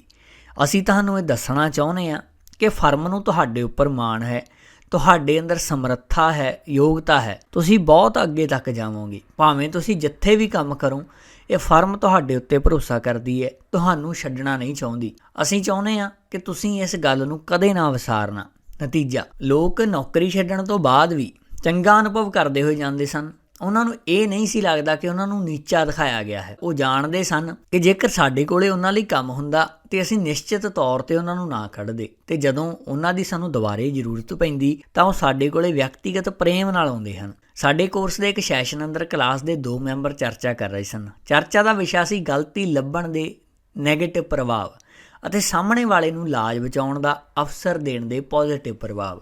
ਹੈਰਿਸਬਰਗ, ਪੈਨਸਿਲਵੇਨੀਆ ਦੇ ਫਰੈਡ ਕਲਾਰਕ ਨੇ ਸਾਨੂੰ ਆਪਣੀ ਕੰਪਨੀ ਦੀ ਇੱਕ ਘਟਨਾ ਸੁਣਾਈ। ਸਾਡੀ ਕੰਪਨੀ ਇੱਕ ਪ੍ਰੋਡਕਸ਼ਨ ਮੀਟਿੰਗ ਅੰਦਰ ਵਾਈਸ ਪ੍ਰੈਜ਼ੀਡੈਂਟ ਉਤਪਾਦਨ ਦੀ ਪ੍ਰਕਿਰਿਆ ਨੂੰ ਲੈ ਕੇ ਇੱਕ ਸੁਪਰਵਾਈਜ਼ਰ ਕੋਲੋਂ ਸਿੱਧੇ ਸਵਾਲ ਪੁੱਛ ਰਹੇ ਸਨ। ਉਹਨਾਂ ਦੀ ਆਵਾਜ਼ ਦਾ ਲਹਿਜਾ ਹਮਲਾਵਰ ਸੀ ਅਤੇ ਉਹਨਾਂ ਦਾ ਟੀਚਾ ਇਹ ਦੱਸਣਾ ਸੀ ਕਿ ਸੁਪਰਵਾਈਜ਼ਰ ਕੋਲੋਂ ਗਲਤੀ ਹੋਈ ਹੈ, ਕਿਉਂਕਿ ਉਹ ਆਪਣੇ ਬਰਾਬਰ ਵਾਲਿਆਂ ਦੇ ਸਾਹਮਣੇ ਡਾਂਟ ਖਾਣ ਤੋਂ ਬਚਣਾ ਚਾਹੁੰਦਾ ਸੀ। ਇਸ ਲਈ ਉਹ ਸਿੱਧੇ ਜਵਾਬ ਨਹੀਂ ਸੀ ਦੇ ਰਿਹਾ। ਇਸ ਨਾਲ ਵਾਈਸ ਪ੍ਰੈਜ਼ੀਡੈਂਟ ਨੂੰ ਗੁੱਸਾ ਆ ਗਿਆ ਅਤੇ ਉਹਨਾਂ ਨੇ ਸੁਪਰਵਾਈਜ਼ਰ ਨੂੰ ਬਹੁਤ ਡਾਂਟਿਆ ਅਤੇ ਉਸ ਉੱਤੇ ਝੂਠ ਬੋਲਣ ਦਾ ਇਲਜ਼ਾਮ ਲਾਇਆ। ਇਸ ਟਕਰਾਅ ਨਾਲ ਪਹਿਲਾਂ ਦੇ ਕੰਮਕਾਜੀ ਰਿਸ਼ਤੇ ਕੁਝ ਹੀ ਪਲਾਂ ਅੰਦਰ ਖਤਮ ਹੋ ਗਏ। ਹਾਲਾਂਕਿ ਸੁਪਰਵਾਈਜ਼ਰ ਬਹੁਤ ਵਧੀਆ ਕਰਮਚਾਰੀ ਅਤੇ ਬੜਾ ਮਿਹਨਤੀ ਸੀ, ਪਰੰਤੂ ਉਸ ਘਟਨਾ ਤੋਂ ਬਾਅਦ ਉਹ ਸਾਡੀ ਕੰਪਨੀ ਲਈ ਕਿਸੇ ਕੰਮ ਦਾ ਨਾ ਰਿਹਾ। ਕੁਝ ਮਹੀਨਿਆਂ ਬਾਅਦ ਉਹ ਸਾਡੀ ਕੰਪਨੀ ਨੂੰ ਛੱਡ ਕੇ ਵਿਰੋਧੀ ਕੰਪਨੀ ਵਿੱਚ ਕੰਮ ਕਰਨ ਲੱਗ ਪਿਆ, ਜਿੱਥੇ ਉਹ ਹੁਣ ਵੀ ਬਹੁਤ ਸ਼ਾਨਦਾਰ ਕੰਮ ਕਰ ਰਿਹਾ ਹੈ। ਸਾਡੀ ਕਲਾਸ ਦੀ ਇੱਕ ਹੋਰ ਮੈਂਬਰ ਆਨਾ ਮੈਜ਼ੋਨ ਨੇ ਆਪਣੀ ਕੰਪਨੀ ਵਿੱਚ ਹੋਈ ਇਸੇ ਤਰ੍ਹਾਂ ਦੀ ਇੱਕ ਘਟਨਾ ਸੁਣਾਈ, ਪਰੰਤੂ ਤਰੀਕੇ ਅਤੇ ਨਤੀਜੇ ਕਿੰਨੇ ਵੱਖਰੇ ਸਨ। ਮਿਸ ਮੇਜ਼ੋਨ ਇੱਕ ਫੂਡ ਪੈਕ ਕਰਨ ਵਾਲੀ ਕੰਪਨੀ ਅੰਦਰ ਮਾਰਕੀਟਿੰਗ ਦੀ ਮਾਹਰ ਸੀ। ਉਹਨਾਂ ਨੂੰ ਪਹਿਲਾ ਵੱਡਾ ਕੰਮ ਸੌਂਪਿਆ ਗਿਆ ਸੀ, ਜਿਸ ਵਿੱਚ ਉਹਨਾਂ ਨੂੰ ਇੱਕ ਨਵੇਂ ਪ੍ਰੋਡਕਟ ਦੀ ਟੈਸਟ ਮਾਰਕੀਟਿੰਗ ਰਿਪੋਰਟ ਪੇਸ਼ ਕਰਨੀ ਸੀ। ਉਹਨਾਂ ਨੇ ਕਲਾਸ ਨੂੰ ਦੱਸਿਆ, ਜਦੋਂ ਟੈਸਟ ਦੀ ਰਿਪੋਰਟ ਆਈ ਤਾਂ ਮੇਰੇ ਹੱਥ ਪੈਰ ਫੁੱਲ ਗਏ। ਮੈਂ ਯੋਜਨਾ ਬਣਾਉਣ ਵਿੱਚ ਇੱਕ ਬਹੁਤ ਵੱਡੀ ਗਲਤੀ ਕਰ ਦਿੱਤੀ ਸੀ, ਜਿਸ ਵਜ੍ਹਾ ਨਾਲ ਮੈਨੂੰ ਪੂਰਾ ਟੈਸਟ ਦੁਬਾਰੇ ਕਰਨਾ ਪਵੇਗਾ। ਇੱਥੇ ਨਹੀਂ, ਮੇਰੇ ਕੋਲੋਂ ਮੀਟਿੰਗ ਤੋਂ ਪਹਿਲਾਂ ਇਹ ਗੱਲ ਆਪਣੇ ਬੌਸ ਨੂੰ ਦੱਸਣ ਦਾ ਵੀ ਸਮਾਂ ਨਹੀਂ ਸੀ, ਕਿਉਂਕਿ ਜਿਸ ਮੀਟਿੰਗ ਵਿੱਚ ਮੈਨੂੰ ਰਿਪੋਰਟ ਪੇਸ਼ ਕਰਨੀ ਸੀ ਉਹ ਮੀਟਿੰਗ ਸ਼ੁਰੂ ਹੋਣ ਵਾਲੀ ਸੀ। ਜਦੋਂ ਮੈਨੂੰ ਰਿਪੋਰਟ ਪੇਸ਼ ਕਰਨ ਲਈ ਕਿਹਾ ਗਿਆ ਤਾਂ ਮੈਂ ਡਰ ਮਾਰੇ ਥਰ ਕੰਬਣ ਲੱਗੀ। ਮੈਂ ਨਿਸ਼ਚਾ ਕੀਤਾ ਮੈਂ ਨਹੀਂ ਰੋਵਾਂਗੀ ਅਤੇ ਲੋਕਾਂ ਨੂੰ ਇਸ ਤਰ੍ਹਾਂ ਦੀ ਗੱਲ ਕਰਨ ਦਾ ਮੌਕਾ ਨਹੀਂ ਦੇਵਾਂਗੀ ਕਿ ਔਰਤਾਂ ਜ਼ਿਆਦਾ ਜਜ਼ਬਾਤੀ ਹੋਣ ਕਾਰਨ ਮੈਨੇਜਮੈਂਟ ਦਾ ਕੰਮ ਚੰਗੀ ਤਰ੍ਹਾਂ ਨਹੀਂ ਕਰ ਸਕਦੀਆਂ। ਮੈਂ ਆਪਣੀ ਰਿਪੋਰਟ ਨੂੰ ਸੰਖੇਪ ਵਿੱਚ ਪੇਸ਼ ਕੀਤਾ ਅਤੇ ਇਹ ਵੀ ਕਿਹਾ ਕਿ ਮੇਰੇ ਕੋਲੋਂ ਇਹ ਗਲਤੀ ਹੋ ਗਈ ਸੀ, ਜਿਸ ਵਜ੍ਹਾ ਨਾਲ ਮੈਨੂੰ ਅਗਲੀ ਮੀਟਿੰਗ ਤੋਂ ਪਹਿਲਾਂ ਇਸ ਟੈਸਟ ਨੂੰ ਇੱਕ ਵਾਰੀ ਫੇਰ ਕਰਨਾ ਹੋਵੇਗਾ। ਮੈਂ ਬੈਠ ਗਈ। ਮੈਨੂੰ ਆਸ ਸੀ ਕਿ ਮੇਰੇ ਬੌਸ ਫੱਟ ਪੈਣਗੇ, ਪਰੰਤੂ ਇਸ ਦੀ ਬਜਾਏ ਉਹਨਾਂ ਨੇ ਮੈਨੂੰ ਮੇਰੇ ਕੰਮ ਲਈ ਧੰਨਵਾਦ ਦਿੱਤਾ। ਉਹਨਾਂ ਨੇ ਕਿਹਾ ਕਿ ਨਵੇਂ ਪ੍ਰੋਜੈਕਟ ਵਿੱਚ ਗਲਤੀ ਹੋਣਾ ਇੱਕ ਮਾਮੂਲੀ ਜਿਹੀ ਗੱਲ ਹੈ। ਉਹਨਾਂ ਨੇ ਇਹ ਵੀ ਕਿਹਾ ਕਿ ਉਹਨਾਂ ਨੂੰ ਪੂਰਾ ਵਿਸ਼ਵਾਸ ਹੈ ਕਿ ਮੈਂ ਦੁਬਾਰੇ ਜਿਹੜਾ ਟੈਸਟ ਕਰਾਂਗੀ ਉਹ ਸਫਲ ਅਤੇ ਸਹੀ ਹੋਵੇਗਾ, ਕੰਪਨੀ ਦੇ ਬਹੁਤ ਕੰਮ ਆਵੇਗਾ। ਉਹਨਾਂ ਨੇ ਆਪਣੇ ਸਾਥੀਆਂ ਸਾਹਮਣੇ ਮੈਨੂੰ ਭਰੋਸਾ ਦਿੱਤਾ ਕਿ ਉਹਨਾਂ ਨੂੰ ਮੇਰੇ ਉੱਪਰ ਪੂਰਾ ਵਿਸ਼ਵਾਸ ਹੈ। ਉਹ ਜਾਣਦੇ ਹਨ ਕਿ ਮੈਂ ਆਪਣੀ ਸਮਰੱਥਾ ਮੁਤਾਬਕ ਆਪਣਾ ਕੰਮ ਕੀਤਾ ਹੈ। ਉਹਨਾਂ ਨੇ ਇਹ ਵੀ ਕਿਹਾ ਕਿ ਗਲਤੀ ਦਾ ਕਾਰਨ ਇਹ ਨਹੀਂ ਸੀ ਕਿ ਮੇਰੇ ਵਿੱਚ ਯੋਗਤਾ ਦੀ ਘਾਟ ਸੀ, ਬਲਕਿ ਇਹ ਸੀ ਕਿ ਮੇਰੇ ਵਿੱਚ ਅਨੁਭਵ ਦੀ ਘਾਟ ਹੈ। ਮੀਟਿੰਗ ਤੋਂ ਮੁੜਦੇ ਹੋਏ ਮੈਂ 7ਵੇਂ ਅਸਮਾਨ 'ਤੇ ਸੀ ਅਤੇ ਹਵਾ ਅੰਦਰ ਉਡਾਰੀ ਭਰ ਰਹੀ ਸੀ। ਮੈਂ ਇਹ ਸੰਕਲਪ ਕਰ ਲਿਆ ਕਿ ਮੈਂ ਆਪਣੇ ਇੰਨੇ ਵਧੀਆ ਬੌਸ ਨੂੰ ਕਦੇ ਨੀਚਾ ਨਹੀਂ ਦੇਖਣ ਦਿਆਂਗੀ। ਭਾਵੇਂ ਅਸੀਂ ਸਹੀ ਹੋਈਏ, ਸਾਹਮਣੇ ਵਾਲਾ ਗਲਤ, ਤਾਂ ਵੀ ਸਾਨੂੰ ਉਸਦੇ ਅਹਿਮ ਨੂੰ ਠੇਸ ਪਹੁੰਚਾਉਣ ਦਾ ਕੀ ਹੱਕ ਹੈ। ਅਸੀਂ ਉਸ ਨੂੰ ਆਪਣੀ ਇੱਜ਼ਤ ਬਚਾਉਣ ਦਾ ਮੌਕਾ ਕਿਉਂ ਨਹੀਂ ਦਿੰਦੇ। ਫਰਾਂਸੀਸੀ ਏਵੀਏਸ਼ਨ ਦੇ ਮੋਢੀ ਅਤੇ ਲੇਖਕ ਐਂਟੋਨੀ ਡੇ ਸੈਂਟ ਐਗਜ਼ਪੁਰੀ ਨੇ ਲਿਖਿਆ ਸੀ, ਮੈਨੂੰ ਇਹੋ ਜਿਹੀ ਗੱਲ ਕਹਿਣ ਜਾਂ ਕਰਨ ਦਾ ਹੱਕ ਨਹੀਂ ਜਿਹੜੇ ਕਿਸੇ ਆਦਮੀ ਨੂੰ ਉਸ ਦੀਆਂ ਨਜ਼ਰਾਂ ਅੰਦਰ ਛੋਟਾ ਕਰ ਦੇਵੇ। ਇਸ ਗੱਲ ਨਾਲ ਕੋਈ ਫਰਕ ਨਹੀਂ ਪੈਂਦਾ ਕਿ ਉਸ ਦੇ ਬਾਰੇ ਮੈਂ ਕੀ ਸੋਚਦਾ ਹਾਂ, ਪਰੰਤੂ ਇਸ ਗੱਲ ਨਾਲ ਫਰਕ ਪੈਂਦਾ ਹੈ ਕਿ ਉਹ ਆਪਣੇ ਬਾਰੇ ਕੀ ਸੋਚਦਾ ਹੈ। ਕਿਸੇ ਵਿਅਕਤੀ ਦੇ ਸਵੈਮਾਨ ਨੂੰ ਠੇਸ ਪਹੁੰਚਾਉਣਾ ਇੱਕ ਬਹੁਤ ਵੱਡਾ ਗੁਨਾਹ ਹੈ। ਇੱਕ ਸੱਚਾ ਲੀਡਰ ਹਮੇਸ਼ਾ ਇਸ ਸਿਧਾਂਤ ਦੀ ਪਾਲਣਾ ਕਰੇਗਾ। ਸਿਧਾਂਤ 5ਵਾਂ, ਸਾਹਮਣੇ ਵਾਲੇ ਵਿਅਕਤੀ ਨੂੰ ਆਪਣਾ ਪੱਖ ਰੱਖਣ ਦਿਓ। ਅਗਲਾ ਚੈਪਟਰ, ਸਫਲਤਾ ਪ੍ਰਾਪਤ ਕਰਨ ਲਈ ਲੋਕਾਂ ਨੂੰ ਕਿਵੇਂ ਪ੍ਰੇਰਿਤ ਕੀਤਾ ਜਾਵੇ। ਪੀਟ ਬਾਰਲੋ ਮੇਰਾ ਪੁਰਾਣਾ ਦੋਸਤ ਸੀ। ਉਹ ਸਰਕਸ ਵਿੱਚ ਕੰਮ ਕਰਦਾ ਸੀ। ਉਸਨੇ ਆਪਣੀ ਪੂਰੀ ਜ਼ਿੰਦਗੀ ਸਰਕਸ ਅਤੇ ਨਾਟ ਤਮਾਸ਼ਾ ਦੇ ਸ਼ੋਅ ਕਰਨ ਵਿੱਚ ਗੁਜ਼ਾਰ ਦਿੱਤੀ ਸੀ। ਜਦੋਂ ਪੀਟ ਨਵੇਂ ਕੁੱਤਿਆਂ ਨੂੰ ਸਿਖਲਾਈ ਦਿੰਦਾ ਤਾਂ ਮੈਨੂੰ ਉਹ ਦ੍ਰਿਸ਼ ਦੇਖਣਾ ਬਹੁਤ ਚੰਗਾ ਲੱਗਦਾ ਸੀ। ਮੈਂ ਦੇਖਦਾ ਸੀ ਕਿ ਜਦੋਂ ਕੁੱਤੇ ਅੰਦਰ ਜਰਾ ਜਿਹਾ ਵੀ ਸੁਧਾਰ ਹੁੰਦਾ ਤਾਂ ਪੀਟ ਉਹਨਾਂ ਦੀਆਂ ਪਿੱਠਾਂ ਥਪਥਪਾਉਂਦਾ, ਉਸ ਦੀਆਂ ਤਾਰੀਫਾਂ ਕਰਦਾ ਅਤੇ ਉਸ ਨੂੰ ਗੋਸ਼ਤ ਦਾ ਇੱਕ ਟੁਕੜਾ ਦਿੰਦਾ ਸੀ। ਇਹ ਕੋਈ ਨਵੀਂ ਗੱਲ ਨਹੀਂ ਸੀ। ਜਾਨਵਰਾਂ ਨੂੰ ਸਿੱਖਿਅਤ ਕਰਨ ਵਾਲੇ ਲੋਕ ਸਦੀਆਂ ਤੋਂ ਇਸੇ ਤਕਨੀਕ ਦਾ ਇਸਤੇਮਾਲ ਕਰਦੇ ਆ ਰਹੇ ਹਨ। ਮੈਨੂੰ ਹੈਰਾਨੀ ਹੁੰਦੀ ਹੈ ਕਿ ਅਸੀਂ ਕੁੱਤਿਆਂ ਨੂੰ ਬਦਲਣ ਵਾਲੀ ਇਸ ਕਾਮਨ ਸੈਂਸ ਭਰੀ ਤਕਨੀਕ ਦਾ ਇਸਤੇਮਾਲ ਇਨਸਾਨਾਂ ਨੂੰ ਬਦਲਣ ਵਿੱਚ ਕਿਉਂ ਨਹੀਂ ਕਰਦੇ। ਅਸੀਂ ਚਾਬੁਕ ਦੇ ਡਰ ਦੀ ਬਜਾਏ ਗੋਸ਼ਤ ਦਾ ਇਸਤੇਮਾਲ ਕਿਉਂ ਨਹੀਂ ਕਰਦੇ। ਅਸੀਂ ਆਲੋਚਨਾ ਦੀ ਬਜਾਏ ਪ੍ਰਸ਼ੰਸਾ ਦਾ ਇਸਤੇਮਾਲ ਕਿਉਂ ਨਹੀਂ ਕਰਦੇ। ਸਾਨੂੰ ਥੋੜ੍ਹੇ ਜਿਹੇ ਸੁਧਾਰ ਦੀ ਵੀ ਤਾਰੀਫ ਕਰਨੀ ਚਾਹੀਦੀ ਹੈ। ਇਸ ਨਾਲ ਸਾਹਮਣੇ ਵਾਲੇ ਵਿਅਕਤੀ ਨੂੰ ਸੁਧਰਨ ਵਿੱਚ ਹੱਲਾਸ਼ੇਰੀ ਅਤੇ ਪ੍ਰੇਰਨਾ ਮਿਲਦੀ ਹੈ। ਆਪਣੀ ਪੁਸਤਕ I haven't much baby but I am all I got ਵਿੱਚ ਮਨੋਵਿਗਿਆਨੀ ਜੈਸ ਲੇਅਰ ਲਿਖਦੇ ਹਨ, ਪ੍ਰਸ਼ੰਸਾ ਮਨੁੱਖ ਦੇ ਹਿਰਦੇ ਲਈ ਸੂਰਜ ਦੇ ਸੁਖਮਈ ਪ੍ਰਕਾਸ਼ ਵਾਂਗ ਹੈ। ਇਸ ਤੋਂ ਬਿਨਾਂ ਸਾਡੇ ਵਿੱਚ ਵਿਅਕਤੀਤਵ ਦਾ ਫੁੱਲ ਨਹੀਂ ਖਿੜ ਸਕਦਾ। ਅਤੇ ਫਿਰ ਵੀ ਸਾਡੇ ਵਿੱਚੋਂ ਜ਼ਿਆਦਾਤਰ ਲੋਕ ਦੂਜੇ ਲੋਕਾਂ ਨਾਲ ਆਪਣੇ ਵਿਵਹਾਰ ਅੰਦਰ ਆਲੋਚਨਾ ਦੀਆਂ ਠੰਡੀਆਂ ਹਵਾਵਾਂ ਨੂੰ ਬੜਾਵਾ ਦਿੰਦੇ ਨੇ ਅਤੇ ਆਪਣੇ ਸਾਥੀਆਂ ਨੂੰ ਪ੍ਰਸ਼ੰਸਾ ਦੀ ਧੁੱਪ ਤੋਂ ਉੱਪਰਾ ਰੱਖਣਾ ਚਾਹੁੰਦੇ ਹਨ। ਮੈਂ ਆਪਣੀ ਜ਼ਿੰਦਗੀ ਵਿੱਚ ਜਦੋਂ ਪਿਛਾਂਹ ਵੱਲ ਦੇਖਦਾ ਹਾਂ ਅਤੇ ਮੈਂ ਪਾਉਂਦਾ ਹਾਂ ਕਿ ਸਿਫਤ ਦੇ ਕੁਝ ਸ਼ਬਦਾਂ ਨੇ ਮੇਰੇ ਪੂਰੇ ਭਵਿੱਖ ਨੂੰ ਬਦਲ ਦਿੱਤਾ। ਕੀ ਤੁਸੀਂ ਇਹ ਗੱਲ ਆਪਣੇ ਜੀਵਨ ਬਾਰੇ ਨਹੀਂ ਕਹਿ ਸਕਦੇ? ਇਤਿਹਾਸ ਇਹੋ ਜਿਹੇ ਅਨੇਕਾਂ ਉਦਾਹਰਨਾਂ ਨਾਲ ਭਰਿਆ ਪਿਆ ਹੈ ਜਿਨ੍ਹਾਂ ਵਿੱਚ ਉਸਤਤੀ ਦੀ ਜਾਦੂਈ ਛੜੀ ਨੇ ਕਿਸੇ ਵਿਅਕਤੀ ਦੇ ਜੀਵਨ ਨੂੰ ਬਦਲ ਕੇ ਰੱਖ ਦਿੱਤਾ। ਮਿਸਾਲ ਲਈ, ਕਈ ਸਾਲ ਪਹਿਲਾਂ 10 ਸਾਲ ਦਾ ਇੱਕ ਬੱਚਾ ਨੇਪਲਸ ਦੀ ਇੱਕ ਫੈਕਟਰੀ ਵਿੱਚ ਕੰਮ ਕਰ ਰਿਹਾ ਸੀ। ਉਹ ਇੱਕ ਗਾਇਕ ਬਣਨਾ ਚਾਹੁੰਦਾ ਸੀ, ਪਰੰਤੂ ਉਸਦੇ ਪਹਿਲੇ ਸੰਗੀਤ ਟੀਚਰ ਨੇ ਉਸਦੇ ਉਤਸ਼ਾਹ ਨੂੰ ਠੰਡਾ ਕਰਦਿਆਂ ਕਿਹਾ ਕਿ ਤੂੰ ਕਦੇ ਗਾਇਕ ਨਹੀਂ ਬਣ ਸਕਦਾ, ਤੇਰੀ ਆਵਾਜ਼ ਵਿੱਚ ਦਮ ਨਹੀਂ ਹੈ। ਇਸ ਤਰ੍ਹਾਂ ਲੱਗਦਾ ਜਿਵੇਂ ਹਵਾ ਦੇ ਨਾਲ ਸ਼ਟਰ ਡਿੱਗ ਰਿਹਾ ਹੋਵੇ। ਪਰੰਤੂ ਉਸ ਬੱਚੇ ਦੀ ਮਾਂ, ਜਿਹੜੀ ਇੱਕ ਗਰੀਬ ਕਿਸਾਨ ਮਹਿਲਾ ਸੀ, ਉਸ ਨੂੰ ਆਪਣੀਆਂ ਬਾਹਾਂ ਵਿੱਚ ਲੈ ਲਿਆ। ਉਸਨੇ ਉਸ ਦੀਆਂ ਤਾਰੀਫਾਂ ਕੀਤੀਆਂ ਅਤੇ ਉਸ ਨੂੰ ਦੱਸਿਆ ਕਿ ਉਹ ਜਾਣਦੀ ਹੈ ਕਿ ਉਹ ਗਾਇਕ ਬਣ ਸਕਦਾ ਹੈ ਅਤੇ ਉਸ ਅੰਦਰ ਸੁਧਾਰ ਹੋ ਰਿਹਾ ਹੈ। ਇਹ ਨਹੀਂ, ਆਪਣੇ ਬੱਚੇ ਦੀ ਸੰਗੀਤ ਸਿਖਲਾਈ ਲਈ ਫੀਸ ਜਟਾਉਣ ਦੇ ਉਹ ਨੰਗੇ ਪੈਰ ਰਹੀ। ਗਰੀਬ ਮਾਂ ਦੀ ਤਾਰੀਫ ਅਤੇ ਹੱਲਾਸ਼ੇਰੀ ਨੇ ਉਸ ਬੱਚੇ ਦੀ ਜ਼ਿੰਦਗੀ ਨੂੰ ਬਦਲ ਕੇ ਰੱਖ ਦਿੱਤਾ। ਉਸ ਦਾ ਨਾਮ ਐਨਰਿਕੋ ਕਾਰਸੋ ਸੀ ਅਤੇ ਉਹ ਆਪਣੇ ਜ਼ਮਾਨੇ ਦਾ ਸਭ ਤੋਂ ਮਹਾਨ ਅਤੇ ਪ੍ਰਸਿੱਧ ਓਪੇਰਾ ਗਾਇਕ ਬਣਿਆ। 19ਵੀਂ ਸਦੀ ਦੀ ਸ਼ੁਰੂਆਤ ਵਿੱਚ ਲੰਡਨ ਦਾ ਇੱਕ ਨੌਜਵਾਨ ਲੇਖਕ ਬਣਨਾ ਚਾਹੁੰਦਾ ਸੀ, ਪਰੰਤੂ ਉਸ ਨੂੰ ਲੱਗਦਾ ਸੀ ਕਿ ਹਰ ਚੀਜ਼ ਉਸ ਦੇ ਖਿਲਾਫ ਸੀ।